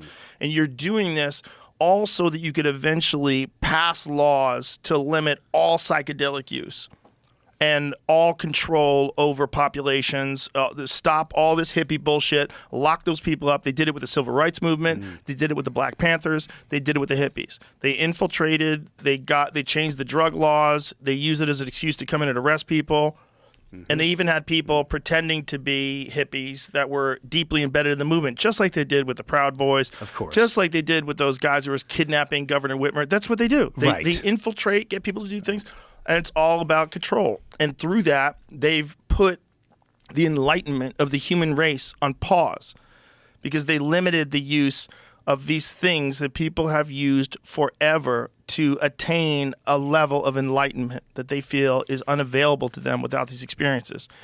And we've denied them those experiences because we say we know better. We've denied them those experiences because these are drugs and they're against the law. And we wrote it down in 1970, and by golly, we're sticking to it. Right. And that's just control. That's all that is. That doesn't make any sense. There's no logic behind any of that shit. That's nonsense. And the people that are making those laws, they've never even had those experiences, so they don't even know what the fuck they're talking about. Yeah, you're 100% on it because my daughter turned me on to a documentary where the guy was like an LSD guy and something where alcoholics, basically people would see or have a spiritual awakening. Yeah, people with addiction problems have cured it, like cigarette smokers that are addicted to cigarettes, people that are addicted to heroin, a lot of different people that have been addicted to things. That psilocybin has done that too, but Ibogaine's the big one. Ibogaine is the one where people get hooked on opiates and they get on Ibogaine and it fucking knocks it right out of them. There's a guy I ran into about a month ago, and he's down in Naples, Florida. He's a veteran, I guess, and he said, "Hey, I help veterans." I don't know much about it, but he mentioned. I said, "What'd you say?" He's like, "Something psychedelic." He goes, "Yeah, we do psychedelic treatment, and we're curing a lot of veterans." And I can't vouch for that. No, they're but definitely it fascinated doing that. me. And he said, "Yeah, they'll find God, or they'll face their worst." The PTSD or whatever, and I don't know this for a fact. I have no clue, and I don't want to say I do know it for a fact. But I this can tell dude you. told me, It's and I'm like, MAPS, a multidisciplinary association for psychedelic science or psychedelic medicine, or whatever the S is. But I was fascinated. I mean, he was dead serious. No, they do it. They do it Yeah. with a lot of different soldiers, specifically with MDMA. They use it. They use it on soldiers, and they've done a bunch of different studies and shown that it has a profound effect on them. So what is it? Is it bringing them to a euphoria, or is it bringing them to a wow? There's so much more to meaning of life. Does it bring them? Where does it push them? Well, I think it depends entirely on their intention going into something like that. But you're going into this to try to alleviate PTSD Right. and try to become at peace with your existence. And for a lot of them, that's really hard to tell someone to go to war and kill people and then come back and just chill and be normal. That's really hard. And no one understands that other than them. Everybody else just takes it for granted. Correct. They don't understand. And the fact that they don't do anything to help these people in that way, if there's a thing that you could do, whether it was ayahuasca, whether it's Ibogaine, whether it's anything, there's a thing you can do that can help those folks, and you know it's available, and you won't do it for some wacky reason because some corrupt politicians wrote it down in 1970. That's insane. We know too much now. We know too much for it to be wasting any time. There's people that are committing suicide every day. There's veterans that are taking their own lives that could be helped. That's a fact. That's real. That's happening right now. And the people that are keeping that experience from those people have no understanding of it. They've never experienced it themselves. If they did, they would never keep it from people. To me, that's the crime. They would never keep it from people. If you've had a breakthrough psychedelic experience and you know what it can do to you and how it can change the way you view the world, you would not want to stop that from happening to someone else. The only time I would ever want to stop that from happening to someone else is if someone has a psychological condition that makes them fragile. Maybe they're schizophrenic. Maybe they've got something else going on. Maybe they're on medication. They can't do any psychedelic. There's people like that are real. You got to know. But the only way you know is if that stuff's legal. And if they do studies and if they really understand how to the correct dosage and you get it done at places where they're legitimate professionals and counselors and people know what to do. That's possible, man. And that could literally help elevate us out of this fucking crazy mess we're in right now. Yes. It'd be the best way for people to wake up and realize these insane, destructive patterns that we're all in. It's nuts that that's still going on. It is nuts that it's still going on. But and I then think it's yet at a you'd be the race. first to send them without even thinking about something like that. I think it's this has to stop. There's a race of connectivity and control that Yes. both happen at the same time. Yes, yes. Where the human race is getting more connected with each other than ever before. Yes. There's a new Yes. Samsung Galaxy phone that's coming out. It's the Galaxy S24 Ultra. Is that what it is? They're on that, yeah. Yeah, S24 Ultra. So what this phone can do that no other phone has ever been able to do is it translates things in real time. Wait a minute. So you'll be able to talk to someone who's speaking Spanish, and you'll have your phone out, and you'll have earbuds in, and it'll translate in real time what that person's saying. And then it will do the same from you to them. Wow. That's So pretty sick. Pretty sick. In real time, you and I, if you spoke English and I spoke Spanish, we would have a conversation in real time. And you'd be able to explain to me what you're talking about, and I would understand it immediately. That's amazing. It's amazing. So this is a part of Samsung's new AI that they're unveiling. So like Samsung has to compete with Apple, right? Because Apple is the #1 phone for like most of the people that I know, and you get caught up in the Apple ecosystem, which is like iMessage and iPhoto, and all your shit goes together, and your notes all get synced up. But the problem with that is then you have one company that you rely on for everything. The positive thing is they control the hardware, they control the software, they control everything. The negative side is you don't have any choices. You just can only buy iPhones. But when you're out in the Android side, there's like 100 different manufacturers, and they're all competing to make the best shit. And so there's like this constant pressure to get something that's so sexy that it makes people abandon the Apple ecosystem. And so so it's a mad race for power. And the Samsung Galaxy S24 is the new one. Details emerge on Johnny Ive and OpenAI's plan to build the iPhone of artificial intelligence. Oh, they're going to kill us all. There's been over like 20 Apple engineers or developers whatever, left have and went to left that? and gone to join this company. Oh, my God, we're fucked. So, but what's interesting about this Samsung phone is that might be a way to get people out of the ecosystem. If you could be the first to implement something like that, it's a real-time translation. Imagine Think of that you go to connection. Italy. Wherever. Anywhere. Anywhere. Go to Bali, a tribe. Anywhere. Well, I don't know. That would be tough. There's some undocumented languages. If you go into like indigenous Australia, Okay. there's hundreds of languages. Yeah, no, you're right. My buddy Adam Greentree was explaining that to me. Yeah. Those the people that live there, they call their group mobs. Okay. And so there's mobs, these Aborigines that are just 30 kilometers away from another mob, and they don't even know how to talk to each other. Wow. They speak a totally different language. Well, that makes sense. Yeah, and there's hundreds of these different languages. So Okay. if you go over there with a phone, you're fucked. I got you. Because nobody knows.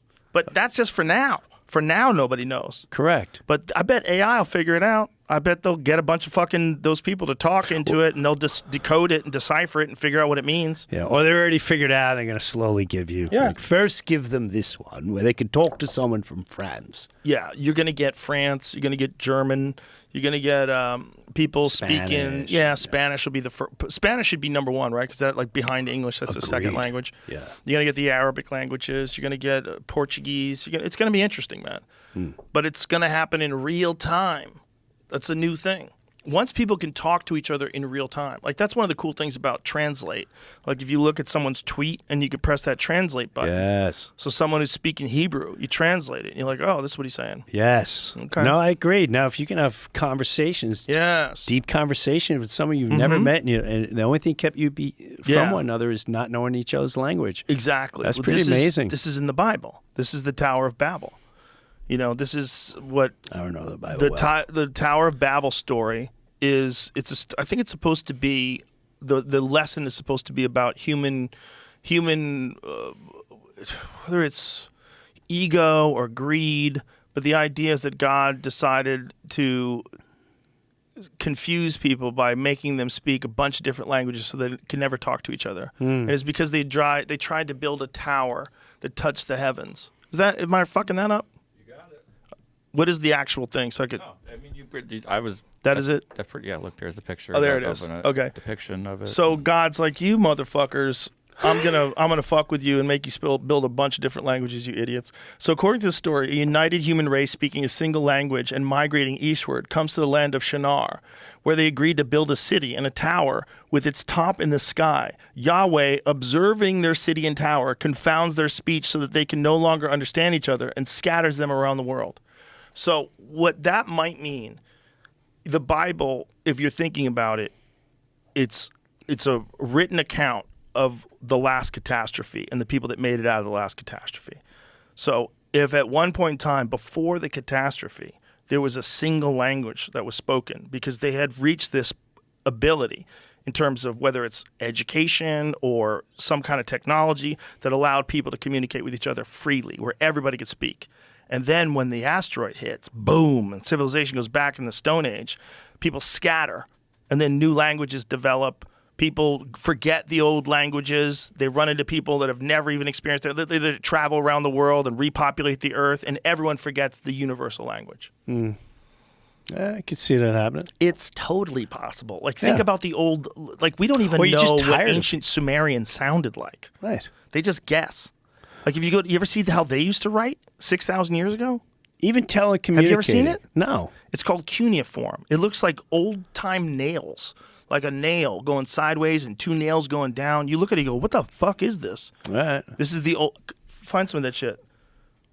This is the oldest known human language. That's how they used to write. Right there? Yeah. I mean, what the fuck? And I bet you it's a whole story. I'm sure it is. They've deciphered some of it. It's like very controversial, but there's a guy named Zechariah Sitchin. Why is it controversial? Because I'm going to tell you. There's a guy named Zechariah Sitchin, and he wrote these books about his translations of these Sumerian texts.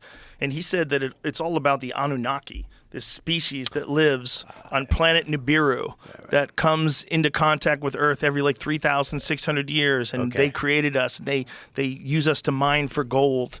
And they've merged with us and gave us their DNA into lower primates and created people. Right.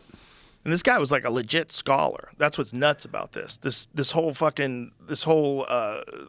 ancient Sumerian period is a wild period in human history. So what 6,000 years ago. See, that's the part I always have a hard time with. Like, when people say it's 7,000 or 10,000. Yeah. How do they figure all that out? Carbon dating. So what they do is and it's not exact to like the day in October. But it's in a range of a couple of hundred years, depending upon what kind of carbon date they use. But so they get organic material. They get organic material that's from that area. Yeah. So if they dig down, they find a pot, right? And then in that pot, they can take organic material out of that pot, and then they can carbon date it. If that organic material is 10,000 years old, they can reasonably assume that pot is probably 10,000 years old too. All right. That always just bothered my mind. That's what they do. Baffles my mind. It's not exact. It's really close. They're pretty good at it now. I think it's radiocarbon data. Radiocarbon dating is the most advanced version of it, but they're constantly making better versions of this too. That's how they know. Interesting. So these fucking people lived 6,000 years ago, dude. And they talked about these beings that came from another planet. From heaven to earth came. Bro, that's the Anunnaki. I'm at the point where I don't know I don't know anything anymore.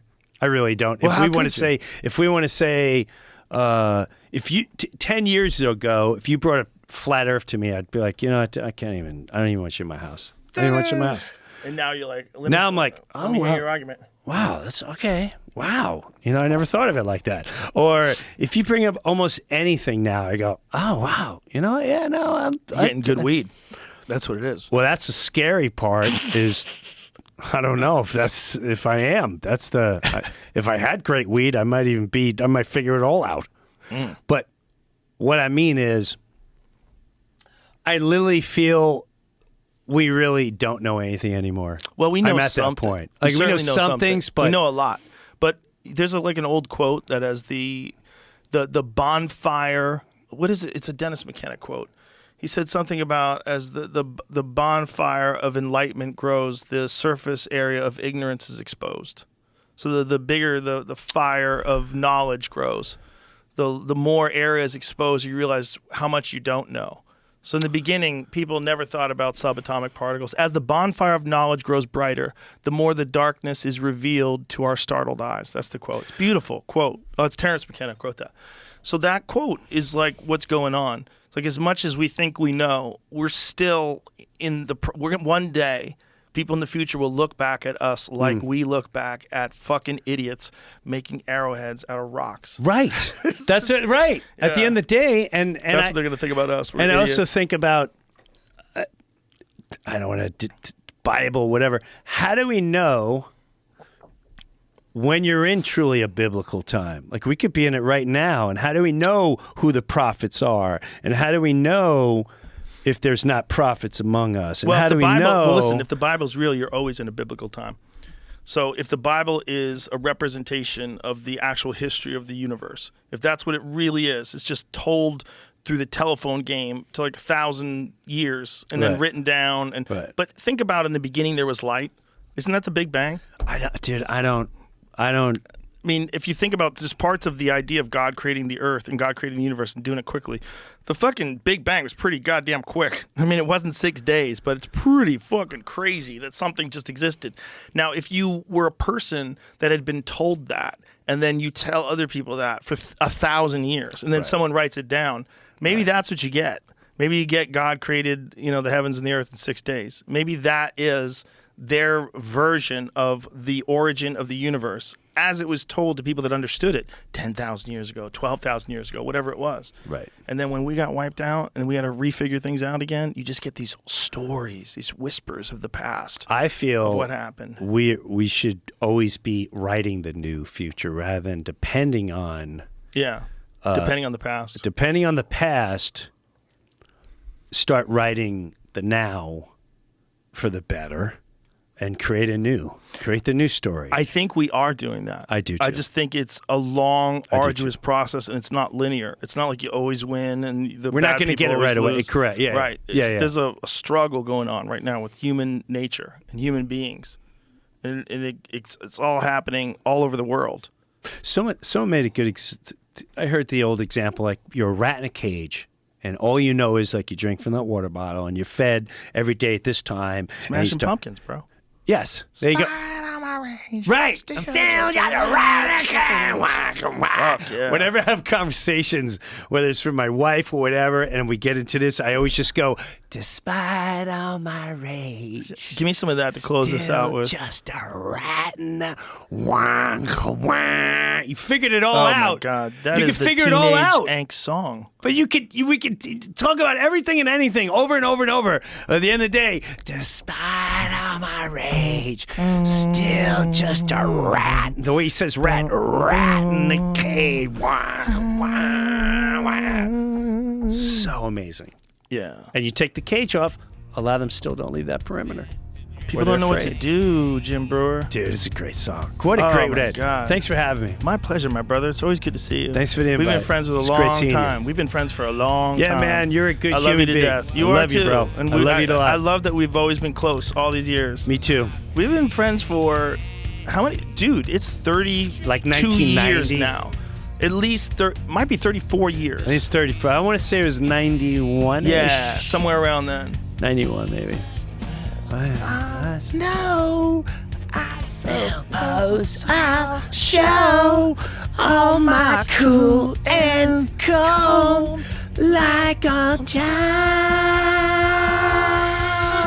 Despite all my rage, I'm still just a rat in a cage. Good night, everybody. We love you to death. We're going to work this out, folks. We are. We're going to work this out. It's going to end well. Peace and love.